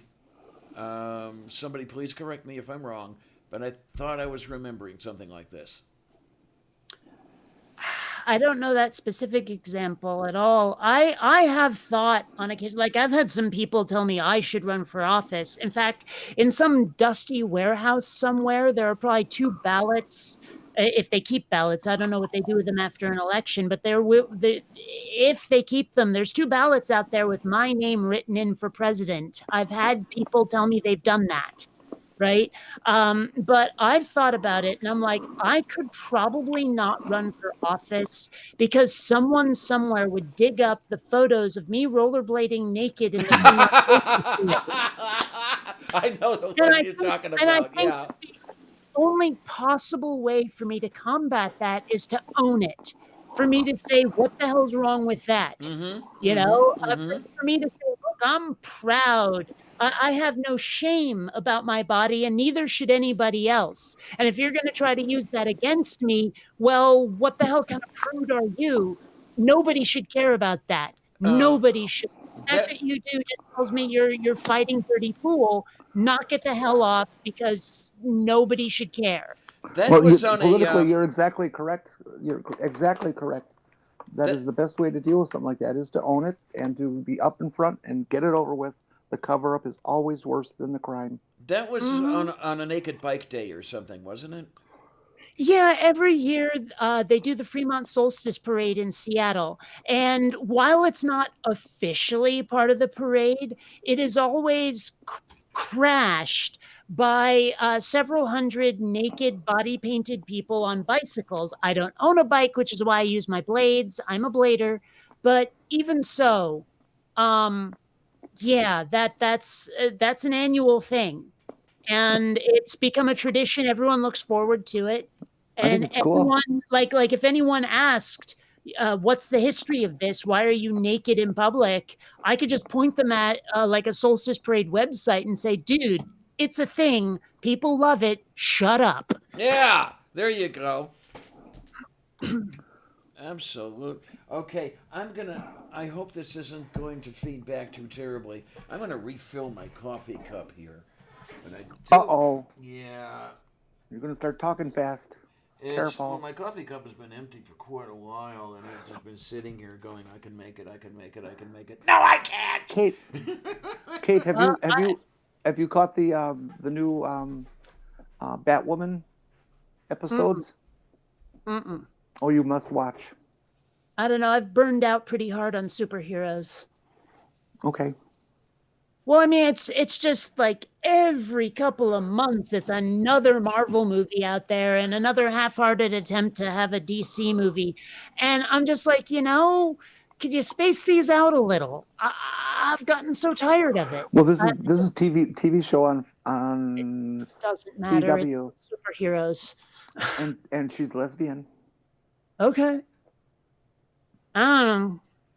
Well, that doesn't And it necessarily have probably to be doesn't help so. that I mean, as much as I'm egalitarian and for diversity and all of that, I'm getting sick to fucking death of everything being remade where iconic characters are now gender flipped or race flipped or something. Write Oh a yeah, new yeah, character, you fuckers. yeah. I mean, I am happy, beyond happy, to have a character who's LGBT, to have a person of color, but damn it, make a new one instead of fucking Yeah. with the past. Although I always kind of figured Batwoman was gay. I just kind of felt that way. Well, I mean, that's another thing, though, is I don't remember there ever being a Batwoman. She was Batgirl.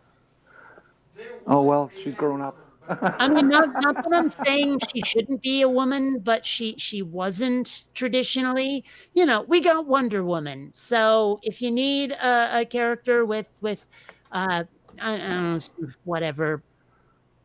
I mean, hell, even Elastigirl is Elastigirl, though she's a mom. Um, It's just what you call superheroes. It's just a thing. It's not offensive in any way. Might be a yeah. Yeah, little inaccurate, yeah. but it's not offensive. Actually, there was a Batwoman in the 40s. Was there? Yeah.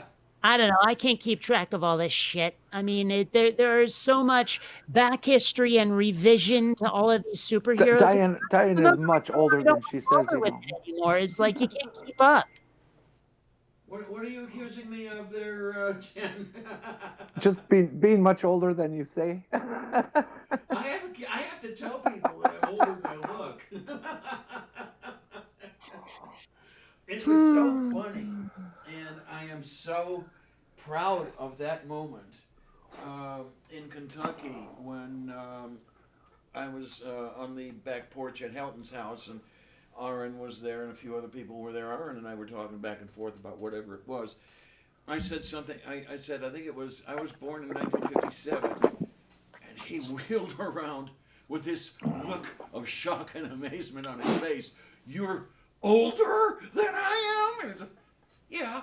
Oh, I get that all the time. People don't realize what my age is. I recently had someone guess that I'm like 23. Oh, no way. Oh, sorry. Well, nobody thinks I'm in my 40s. I mean, like I've had to show people my license to tell them, yeah, I'm 43. Yeah, now I personally would, were this the first time I would be seeing you or something like that, I would be taking you for your mid to late 30s. Oh, That's where I thought you were. maybe it's because life is a lot cushier now, but it seems like people used to look a lot older at the same ages. Yes, I have. Absolutely. Yeah, I'm thinking that as well. Because I would not have thought of, when I was a kid, I would not have thought of someone who looked like me as being in her 60s. But here I am. And even today, everybody thinks I'm 50. I'll take it. Mm. There's some very interesting questions that they love to ask at like doctors' offices. Is there any chance you could be pregnant? Okay. 43-year-old lesbian, what the fuck do you think? It's even But funnier it's so when I get flattering. that question. The one, when I was going through the intake for the biopsy, the only reason I didn't do this was because I was not sure whether or not the fact that I'm trans was transmitted in my medical records. Had I been reasonably sure that it would not have been, are you pregnant? Could you have been? Yeah, I see what they do. I don't know. And even though now it's like legally mandated in a lot of places, I'm always a little flattered when they card me for alcohol. Yeah, I'm there. You know, Thank like, you. yeah. But no, I know in Seattle, it doesn't matter if you look like you're on your last legs, could die at 105 at any moment, they still have to card you.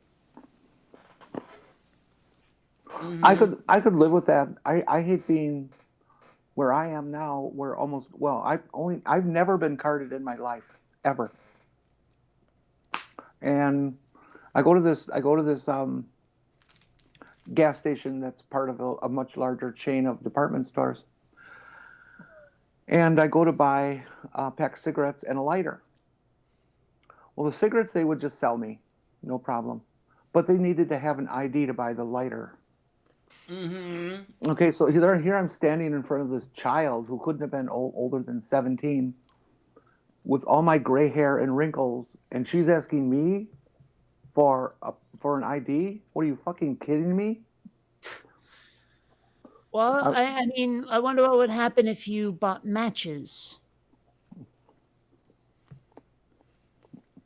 Um, I don't know.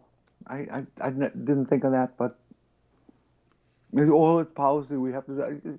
I said, fucking hey, it's you and me in the store. It's 6:30 in the morning. Just sell me the fucking lighter. No, I can't unless you give her an ID. Well, fuck you, kid. I'm out of here. Yeah, I know I around just here. I just won't stand for it. Around here, I still have to provide proof of age to buy a cigarette lighter or something like that. Now, I haven't bought a cigarette lighter in quite a while. I have a drawer full of them, so I can light my candles now for quite a while. But yeah, I can remember when I was, 14, and buying cigarette lighters in say Woolworths or something like that, and lighting the Bunsen burners with them in chemistry class. I was lighting my cigarettes with them as well, but that's beside the point. Robert X. It was required. It was a store policy. It was not a law. It was not a county. It was not a city ordinance. It was the policy of the store. And I'm not going to bow down to some fucking corporation that's got their head up their ass because they think everybody that comes through wanting to buy a lighter is a crack user or something. Well, hell, Which absolutely bizarre to me because, like, I wouldn't even know where to get crack. But I can think of a lot of uses for a lighter that have nothing to do with inhaling any kind of smoke at all. yeah, absolutely. Well, that was the killer. This is out in the middle of rural nowhere. Well, Not even in Yeah, the city. but someone somewhere would be like, dude, it's for my campfire. What's wrong with you? Yeah, well, I do know where to get crack. I'm sitting on one. Um,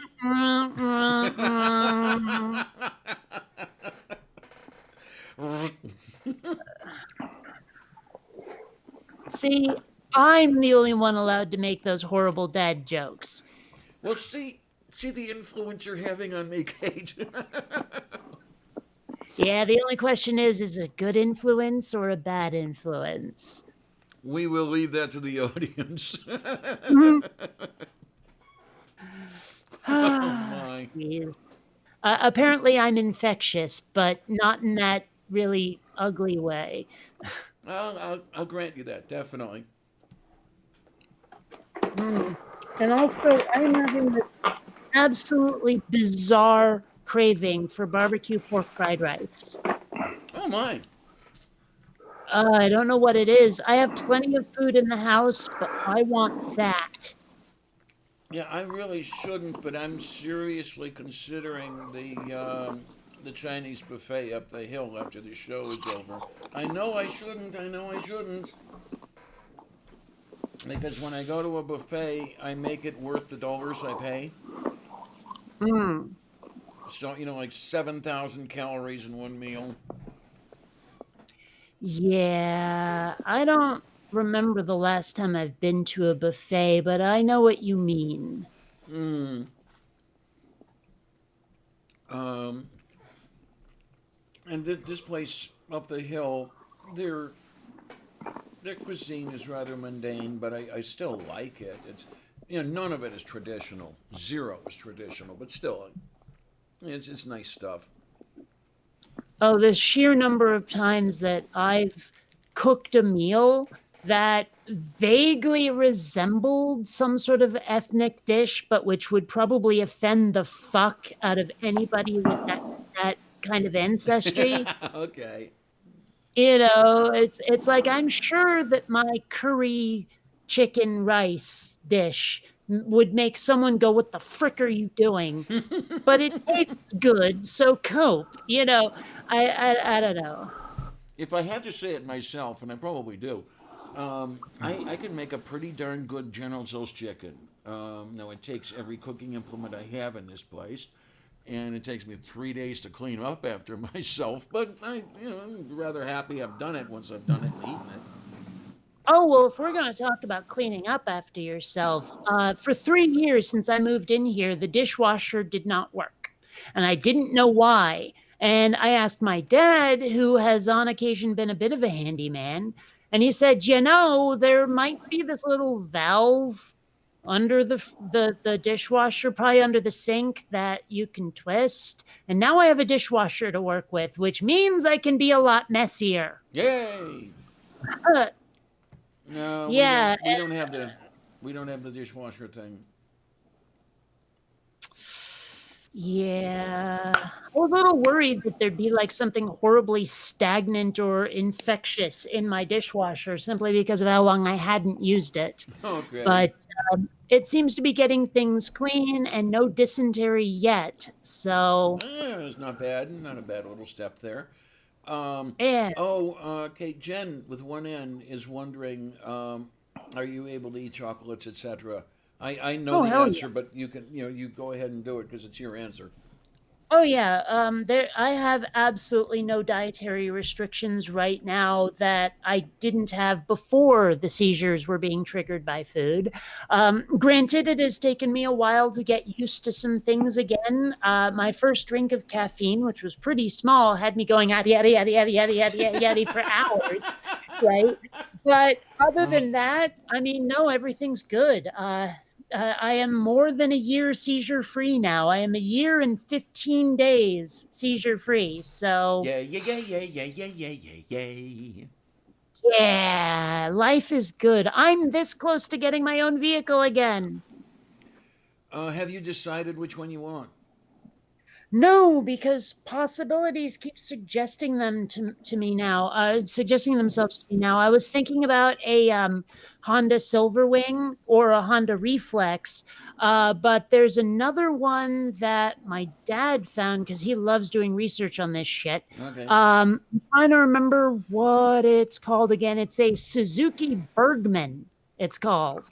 Um, Bergman? but yeah, they're all very similar to each other. They're rather large for the motor scooter genre of vehicles.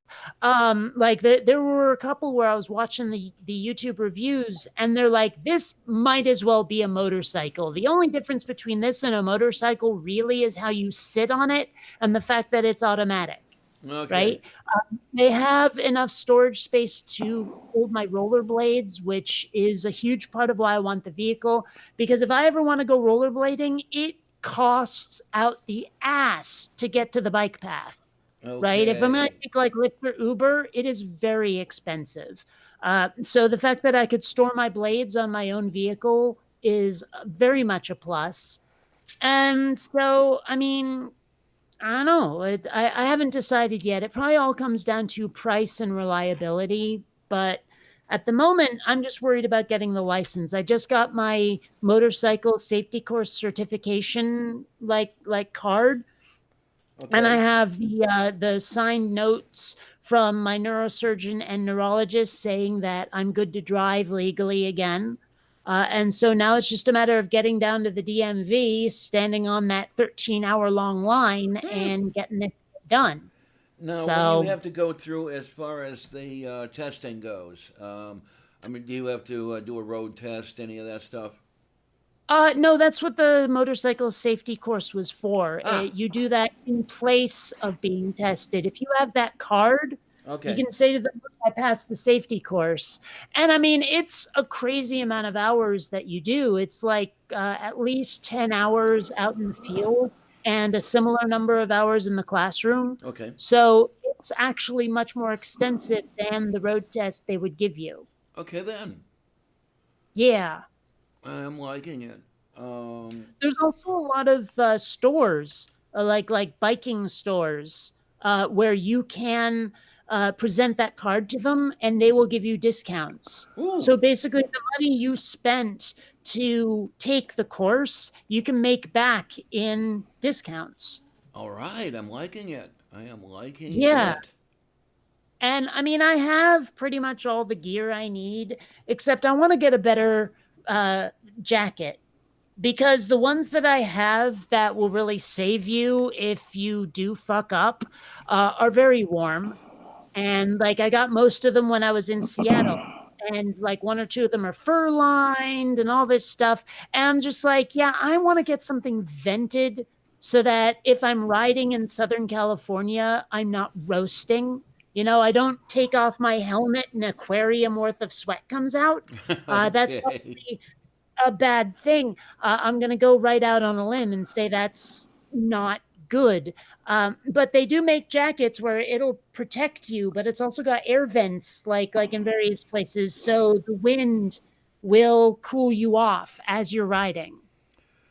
And the Okay. helmet has that as well. There's this vent on top of the helmet, and I believe there's some on the sides where it will make sure that you don't fog up the visor, because as you travel, the wind gets rid of any of that. Hey. So you don't have to have the pliss on your back with the cooling tubes, the water cooled suit under your biking clothing and all that stuff. No. I mean, you can get that, but you don't need it if it's a vented jacket. It's fine. But I don't want to just like figure, oh well, the stuff I've got that's not super heavy, that's not built for like Seattle or Vermont weather. I'll just wear like say a really heavy sweatshirt. No. I think the expression is dress for the slide, not the ride. And I have Mm. every of keeping myself as safe as I can. Because there's someone I knew from Seattle who moved to San Francisco and recently had one of the nastiest accidents ever. Like he's still having surgeries months later. Wasn't his fault. Some power lines came down and one of them swacked him right in the face and he went flying, Oh my. like flying. And like he's only just now starting to walk and eat. Holy So, shit. yeah. That's something I'd very much like to avoid if I can. Not a bad idea. Not a bad idea at all. Yeah. Yeah. Yeah, I think I've said this before. I often wish that I could do something like that here. A scooter. The problem is that we have more than one season here in Pittsburgh, and one of those seasons I, gets I, pretty would, damn cold. I would not So, want to be on two wheels in winter in Vermont. what material are your gear made out of? I mean, you can get leather, but most of it's synthetic. I'm not sure the name of it, but Heavy it's Cordura? I don't know. I don't know. I just know that it will protect you at least as well as leather, but Yeah. it's artificial, synthetic. Yeah, no, the Cordura does a very good job. I don't know. It's much less expensive, of course. Is the leather you get today leather, or is it some others? Yes. Because I just got a couple pairs of penny loafers not too long ago. When you're talking bike clothes, it's leather. Okay, because what they called leather was it felt more like cardboard. It was not the leather I remember on my shoes years ago. When I could afford decent shoes, and I had to have decent shoes to go to work. The stuff on these shoes is really, really light. But hey, they're decent shoes in case I need decent, in case I need to get dressed up. Let's put it that way. Well, a lot of what they said about the biking gear is that the material it's made out of is actually less important than the stitching. You want to make sure it's double or triple stitch, because if you get one stitch and you fly off the bike and you slide, rip. So you want that sturdiness of multiple stitching. Mm-hmm. Gotcha. Yeah. I don't know. It would be so nice. And then the other thing about having a scooter around here, even in scooter weather, where the hell would I keep it? I mean, there's no garage space. Certainly couldn't keep it in my living room. Well, not today, but on previous shows, you've seen my living room. There's not that much to it. Um, I load up the bedroom in the back, simply between the books and the bicycle. So people in the chat are talking about what sort of bike I would get. And I didn't remember what the motorcycles in the original Battlestar Galactica looked like. But yes, that is the sort of thing I would love. My friend Tom said that I will not be happy unless the motorcycle or scooter I get looks like it could turn into a robot in a Japanese cartoon. And I'm like, exactly. I want a rice rocket and not a hog. Okay. Yeah. And that's another thing. I mean, back to some of what we were discussing before. I wasn't sure whether rice rocket is offensive or not. And No, apparently no. not. But it seems like the kind of thing people might lose their shit over if you said it online. Yeah, it wouldn't surprise me that if it's Bikes are known as ricers. If it's a Japanese bike, it's just the way it is. Nobody in the business takes offense at it. It's just the way it is. Well, that doesn't mean that someone on the internet, if I posted pictures of my new scooter on Facebook and said, hey, it's my new rice rocket, someone somewhere is going to treat it the way that they treat Oriental now. Here, repeat Yeah. after me. Fuck you. Yeah, it's such a minefield these days. But I am very much looking forward to having my own transport, because a lot of the social things I want to go to, it'll expand my social circle like you wouldn't believe. Because Yes. I have been, going, that's an event I want to go to. But if I open up a map of nowhere and point right in the middle, I'd be pointing at where it's being held. Yep. So yeah, it'll be so much easier to get around, to go to my lightsaber club, for example, because that's way the hell up in La Jolla. In fact, it seems like everything's in La Jolla, more or less. That's La Jala. a La little Jala. bit out Yeah. of the way, yeah. I have a friend who has a big BMW business in La. He's about to retire. Yeah. Want to buy a BMW shop? Uh, anyway, I should probably get food. I'm hungry. I barely had breakfast, and it's Oh my. noon. So, Oh yeah. By the way, Kate, I'm hoping you'll be kind of happy, and everybody here, listen in, please. Next week, the show is going to be an hour later. It's going to begin at 1 p.m. Eastern.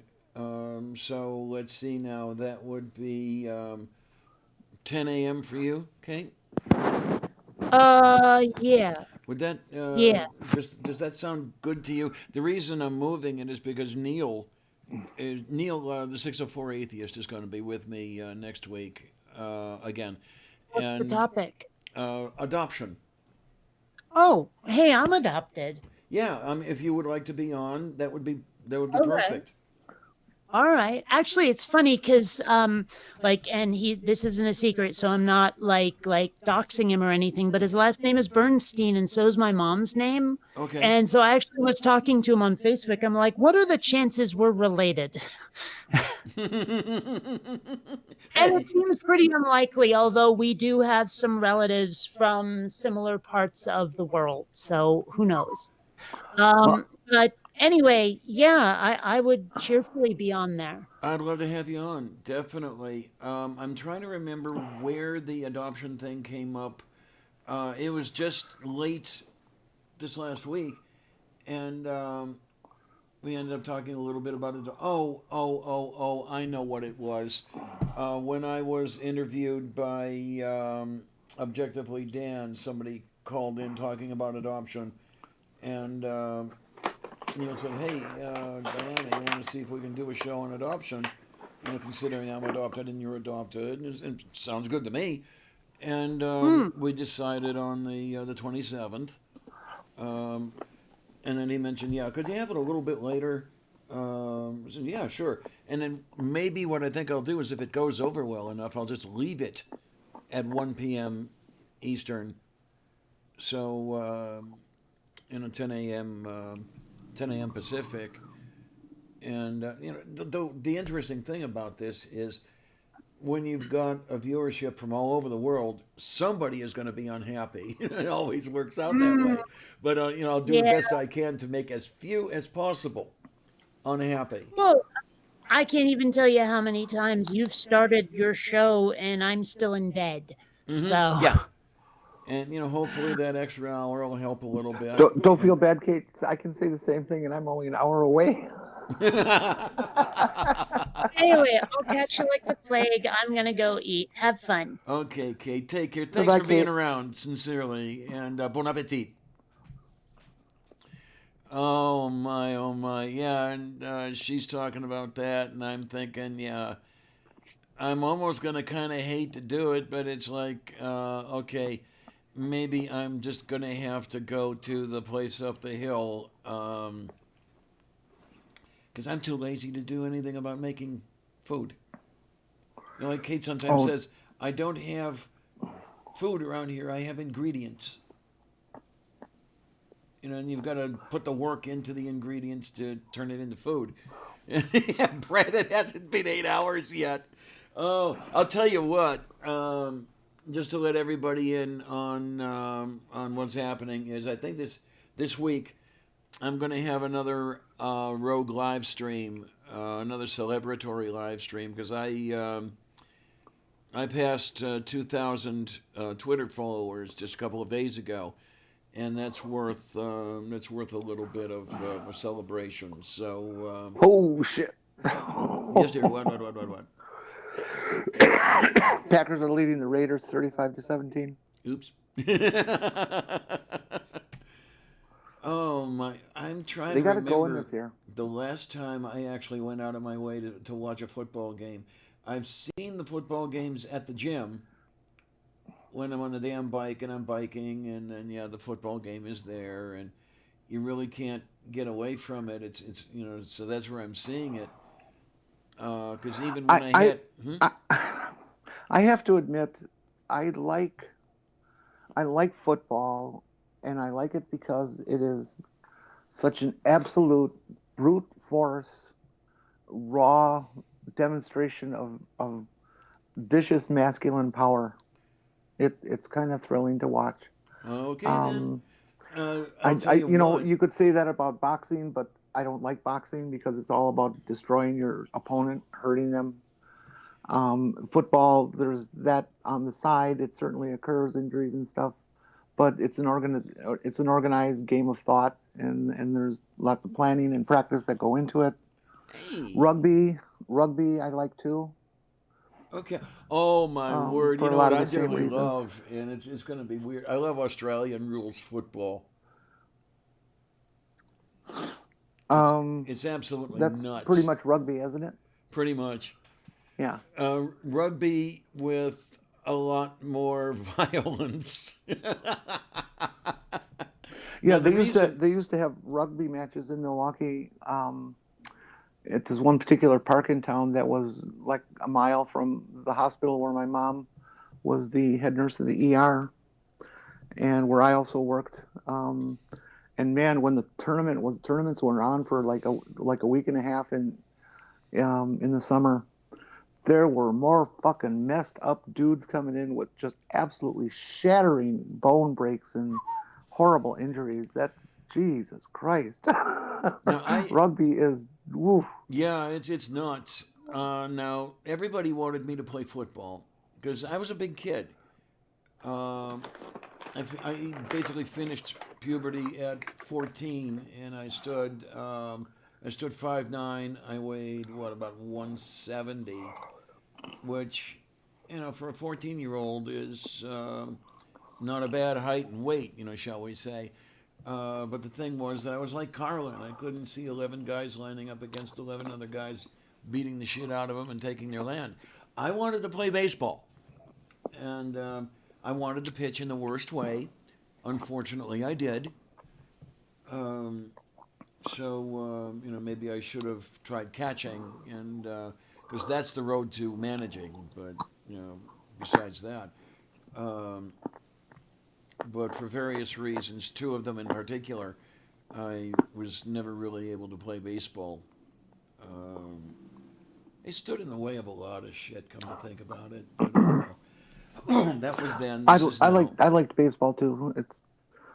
I'm not a kind of fan that sits there and watches every game and all that kind of stuff, but Now, what I'll I'm watch a game from time to time, and I enjoy watching it. what I'm looking for here is let's see if it's okay. Okay, here we go. We start the World Series on Tuesday. The Nationals at the Astros. Yay, Nationals! Yay, Nationals! And of course, this is the one that really turns me on my head because I remember the Washington team being the Senators, and I remember the Houston team being in the National League. But that's beside the point. The Astros? Yeah, the Astros were in the National League, Oh, yeah, that's right. That's right. and the Brewers were in the American League. Yeah, that's right. They switched. Yep.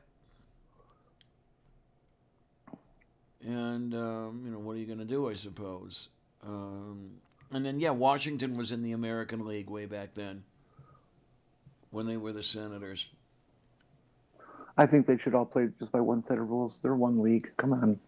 Who are we kidding? Yeah, I'd like to see the rules evened out over the two leagues. I'm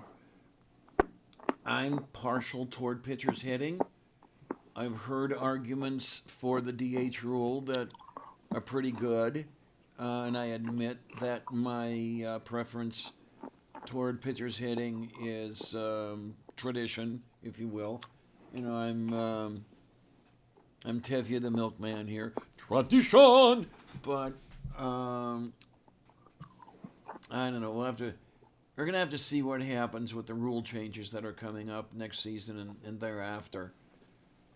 Because the game I remember is slowly getting picked apart here. But my favorite sport is still proper auto racing, not circle track. Oh man, I'm trying to remember who the heck it was that said it was um, somebody out of NASCAR, definitely one of the older NASCAR, talking about a particular race. He said that wasn't a race, that was a parade. Which Uh, NASCAR? Say again? What race? NASCAR? It was NASCAR, yeah. Hmm. And I'm trying to remember. It might have been Earnhardt Senior You know, or I possibly don't mean to Richard sound like Petty I'm that putting said, "Yeah, down that wasn't a NASCAR. race, that was a parade." I Speaking of have, the new rules with the restrictor plates and all that shit. I have huge respect for NASCAR drivers. Anybody who has driven in a race car on a track knows how brutal it would be to have to go 500 miles at top speed. Um, for that long in a car, as hot as fucking as it gets, and it takes an incredible amount of conditioning and concentration and athleticism to pull it off. I'm trying to remember. People say, "Oh, well, they're just going around in a circle." They're going around in a circle at 180 miles an hour, 3 inches from the guy next to them. Okay, let's see you do that for even 20 feet. Oh my! I just got a notification which reminded me. We were talking about Neil Bernstein, the 604 atheist. It's his birthday today, and he's going to be doing a live stream. It's my birthday, and I'll stream if I want to. That's in a half hour. So my suggestion is that everybody run over there to see his live stream and say, "Yay, Neil! Yay, Neil!" Because he just got approved for monetization, and he broke 1,000 subs. He's got some pretty good stuff going on. Anyway, he's a darn good YouTuber. I like the people in the atheist community. I mean, every one of them I've heard are, they're really smart, and they really fucking know their material well. I'm very impressed, but it is just so it's more boring, or it's just as boring listening to atheists talk about atheism than it is going to fucking church and listening to that bullshit. Well, there's one of the reasons that I'm really not focusing on the atheism. I mean, it's there. Don't get me wrong. I mean, everybody knows I'm an atheist, and we talk about such things from time to time. But I'm not totally based around it. And I don't know. Maybe that's one of the reasons I'm not as boring as I could be. I'm just going to keep going the way I've been until somebody tells me that my what's the word for it? The way I do things is total shit. I mean, a lot of people tell me that I'm at least partially shit, but nobody has told me that I'm total shit yet. So, What I'm about to say could certainly be taken as, maybe a very immature thought line and just, not well thought out. But I just don't understand what there is to talk about atheism in atheism. There's the political ramifications of whether or not our nation is going to truly stay separate, church and state.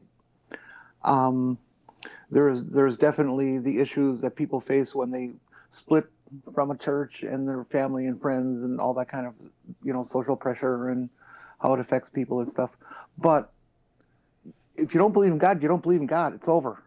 The discussion's over. mm-hmm. I'm not going to talk you, a Christian, into becoming an atheist, and the atheist isn't going to talk, or the Christian isn't going to talk me into believing in ghosts and goblins. It just doesn't make sense to me that people are always talking about it, and so many people are talking about it. Yeah, it's as I say, that's one of the reasons I'm not totally focusing on the atheism. I will talk about political ramifications. Oh, definitely, because, well, you and I are on the short end of the stick with some of those ramifications. Oh yeah, Kate is as well. I mean, Kate's lesbian. You and I are lesbian. We're also trans. A lot of people don't like us. So yeah, it's I'll talk about that stuff. But as far, and I'll even argue interpretations of scripture if I feel like it. because a lot of people are using that, their personal interpretation of Scripture, as basis for some of the discriminatory stuff they do. And I really like telling them, well, that's not what you think it is. They're not listening, of course, but maybe somebody Yeah. else in the audience Well, is. yeah, I get that, and that I think is probably a valid point to have as a discussion from time to time. But they're wrong. I mean, there's thing I always want to do this. I always want to do this, and I somehow never get around to doing it. Someday I'm going to have to get around to doing it. There are a couple of things I'd like to do. One of them is demonstrate by a reading of Scripture why the Christians of today are practicing a faith that is nothing at all like the faith that the first century Christians practiced. A great deal has changed since then, especially around the coming of Jesus. When after a while it became evident that Jesus wasn't coming back when he was supposed to, and let's bring that up. Oh my word! Tom Scott and Joni Mitchell performed together. All right. Not anymore. This was years ago, decades. Okay, because I am familiar with both, and I dearly love the work of both. I have pretty much every Joni album ever, and I've memorized most of the words. I had such a massive crush on Joni Mitchell years ago. Yeah, her voice has gone through such incredible changes as she's aged. She's a smoker, Oh yeah, and heavy smoke. I think she's a and heavier a smoker lot than of it I ever is compared was. to that, is because of that, and it's mellowed. Her last album, when she did covers of a lot of her own stuff in kind of a loungy big band kind of way, I think was pretty damn marvelous. I loved her voice in that. Yeah, one of the reasons, not the only reason, but one of the reasons I quit smoking was that my voice was going straight to hell. I sounded like Kenny Rogers with an extra helping of gravel. And I got a lot of my voice back, which I'm really happy about. Got a lot of my range back. Okay, wait a minute, Dave. Was Neil in the stream? Which stream are you talking about, hon?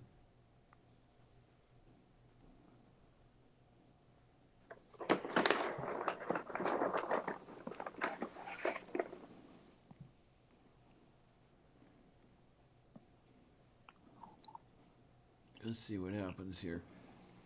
And then, yeah, when this thing is over, the other thing I'm going to have to do, I'm going to have to take out my socket set and hammer on OBS, because this whole thing having to go with this to avoid that frozen shit, driving me absolutely crazy. Now, yes, I understand.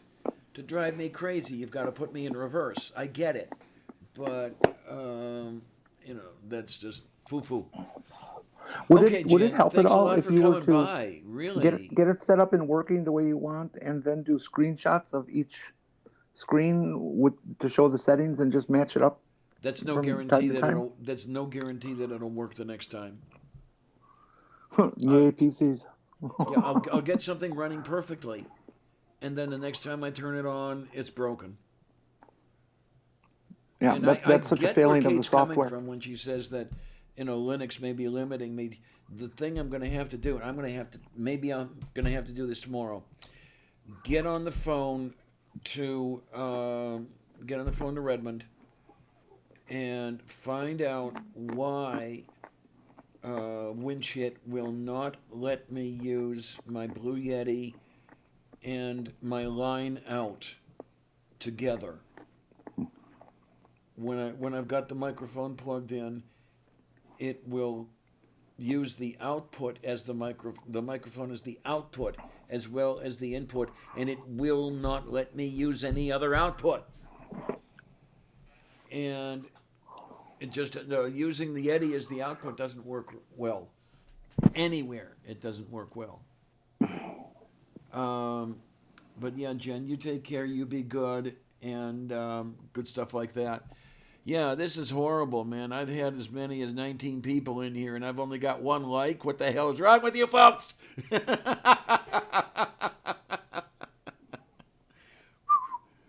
Oh my, oh my, oh my. Oh my. Okay, so Orla's back. Oh my. Yeah, we're gonna have to start getting closing this stuff down pretty soon. You doing very much with your time in the near future there, Jen, or you still hiding and just responding on Twitter? Who, me? Yeah, you. Um, yeah, I mean, I still would really like to, start putting together YouTube stuff, but, it's just that lack of equipment and lack of income to get the equipment. But I keep plodding along, trying to find an audience where I can. I've gotten pretty involved with the trans Twitter, as everybody seems to call it. There's an amazing number of trans people on Twitter who have kind of developed their own little community. But it's mostly newbies who are just starting to transition or just starting to crack their egg, as it's called. When did that ever appear as a term? I've heard it in more than one place. Egg? Yeah. I don't know. I've just realized that that's the term that people use when they're trying to express somebody who's just starting to open their shell of self-awareness and things like that. Because I've seen Emmy J. I think it's kind of a good term. Say again? I like it. I think it's a good term. I like it. Move beef. But there's lots and lots of kids, and a lot of them are really taken by the mythologies of stuff. We got these kids who are starting on hormones. When I say kids, we're talking about people in their 20s, early 30s. Oh yeah. Well, when I talk about kids, I'm talking about people they start in their 40s. on hormones, and 2 weeks later they're saying, "Oh, my breasts are getting so big." It's like, dude. No, that doesn't happen. And I use that in non-gendery. Honey, that takes six months to even start, and it's going to take about 3 to 4 years for it to complete. Don't tell me you got breasts growing after 3 weeks. One person says, "My feet have shrunk 2 sizes." No, they haven't. Doesn't happen. Oh, for the love. People, I'm 2 inches shorter. No, that doesn't happen either. Stop slouching. So they need a veteran. They need somebody who's been through all this crap. Mm-hmm. Yeah, absolutely. And help clear out the garbage. Well, you're doing something on Discord as well, aren't you? I think it's invitation only, if I remember correctly. But well, we got a women's channel, women only.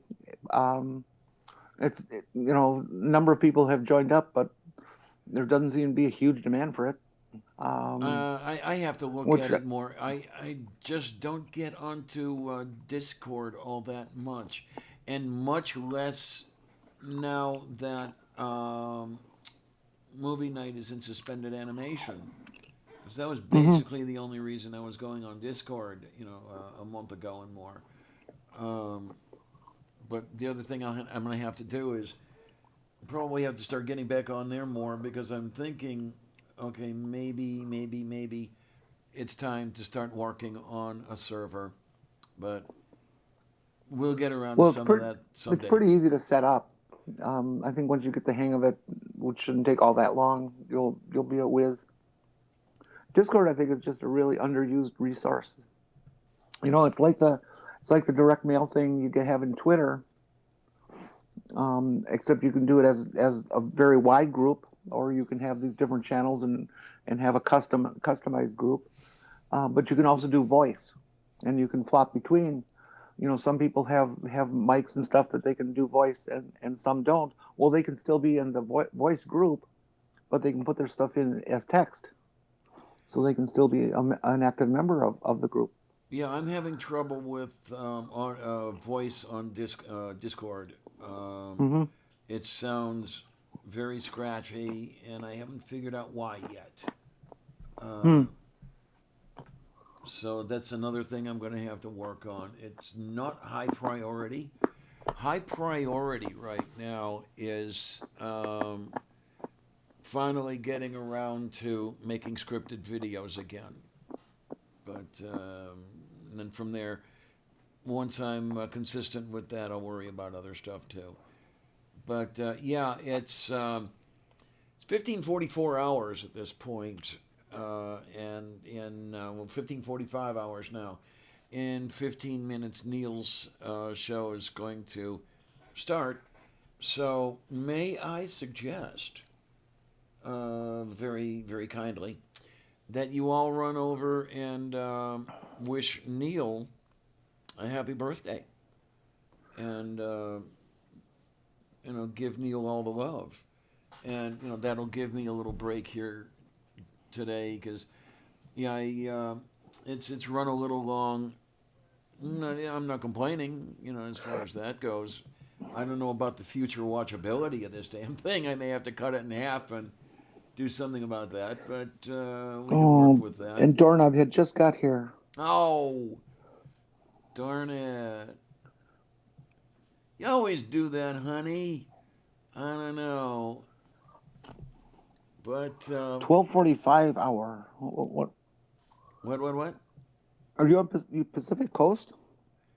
Yeah, I'm pretty sure that Doorknob Head is on the Pacific Coast. Yes, I cannot remember where, and I'm not sure if he has made that information public. So, No, he would make it pubic. okay. Oh man, yeah, feeling like McDonald's. I like it. Actually, what I'm feeling like is, well, I was talking with Cy Strikeling yesterday, today, something like that, about the KFC. I have to make sure they're still doing it. They started offering a sandwich consisting of a piece of chicken between two donuts. And Cy, say again. Cy and I were going to go to the local KFC to test it for science. We were talking about that. I had just discovered that they were doing that, and I mentioned it to him, and he said, "Yeah, we were going to have that barbecue because he was going to be coming out here for a backyard barbecue." That was 10 p.m. on Tuesday. 6:30 a.m. on Wednesday, he was dead. And I will make it through the taste test without bursting too heavily into tears. There will be tears. I know there will be. But yeah, I've got to find somebody to take with me, and because somebody's going to have to hold the camera while the other is taking a bite into this chicken sandwich, and we're going to have to see what happens. But I'm gonna call them tomorrow and see how long this is still going on, and maybe we can make a video of it or something like that, and see what happens with that. So yeah, let me say that next week, Neil and Kate will be with me here on Coffee with Lavender at a later time, 1 p.m. Eastern. That would be 10 a.m. Pacific time. So go between those, interpolate between those time zones to get where you are, or extrapolate from them. It'll be really interesting talking about the various aspects of adoption, because all three of us are adopted, and I suppose that part of the experience will be our experiences with being adopted. And then let's see what else we've got going. Sometime during this coming week, between between today and next Sunday, I'll be having a celebratory live stream for having, as I had said, topped 2,000 followers, and I got all kinds of stuff for having said that. Usually, did you get consent? Um, but yeah, Doorknob had the. If you're familiar with Krispy Kreme, I believe that the donuts are the Krispy Kreme glazed donuts. Might be interesting with that. It'll be interesting. Maybe I can do that Krispy here. I Kreme don't know. donuts are suck. Yeah. Give me Uh, Dunkin' Donuts. God, I haven't been to a Dunkin' in a hell of a long time. The last, well, no, really, no. The last time I was to a Dunkin', and again, Cy and I went to a Dunkin' when he was out here, and we got iced coffee. We were supposed to get a cold brew, but the Dunkin' screwed up and didn't make any. So we settled for iced coffee, and I miss him.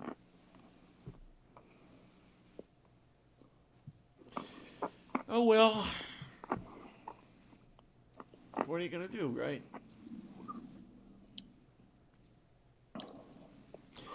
Move on. At any rate,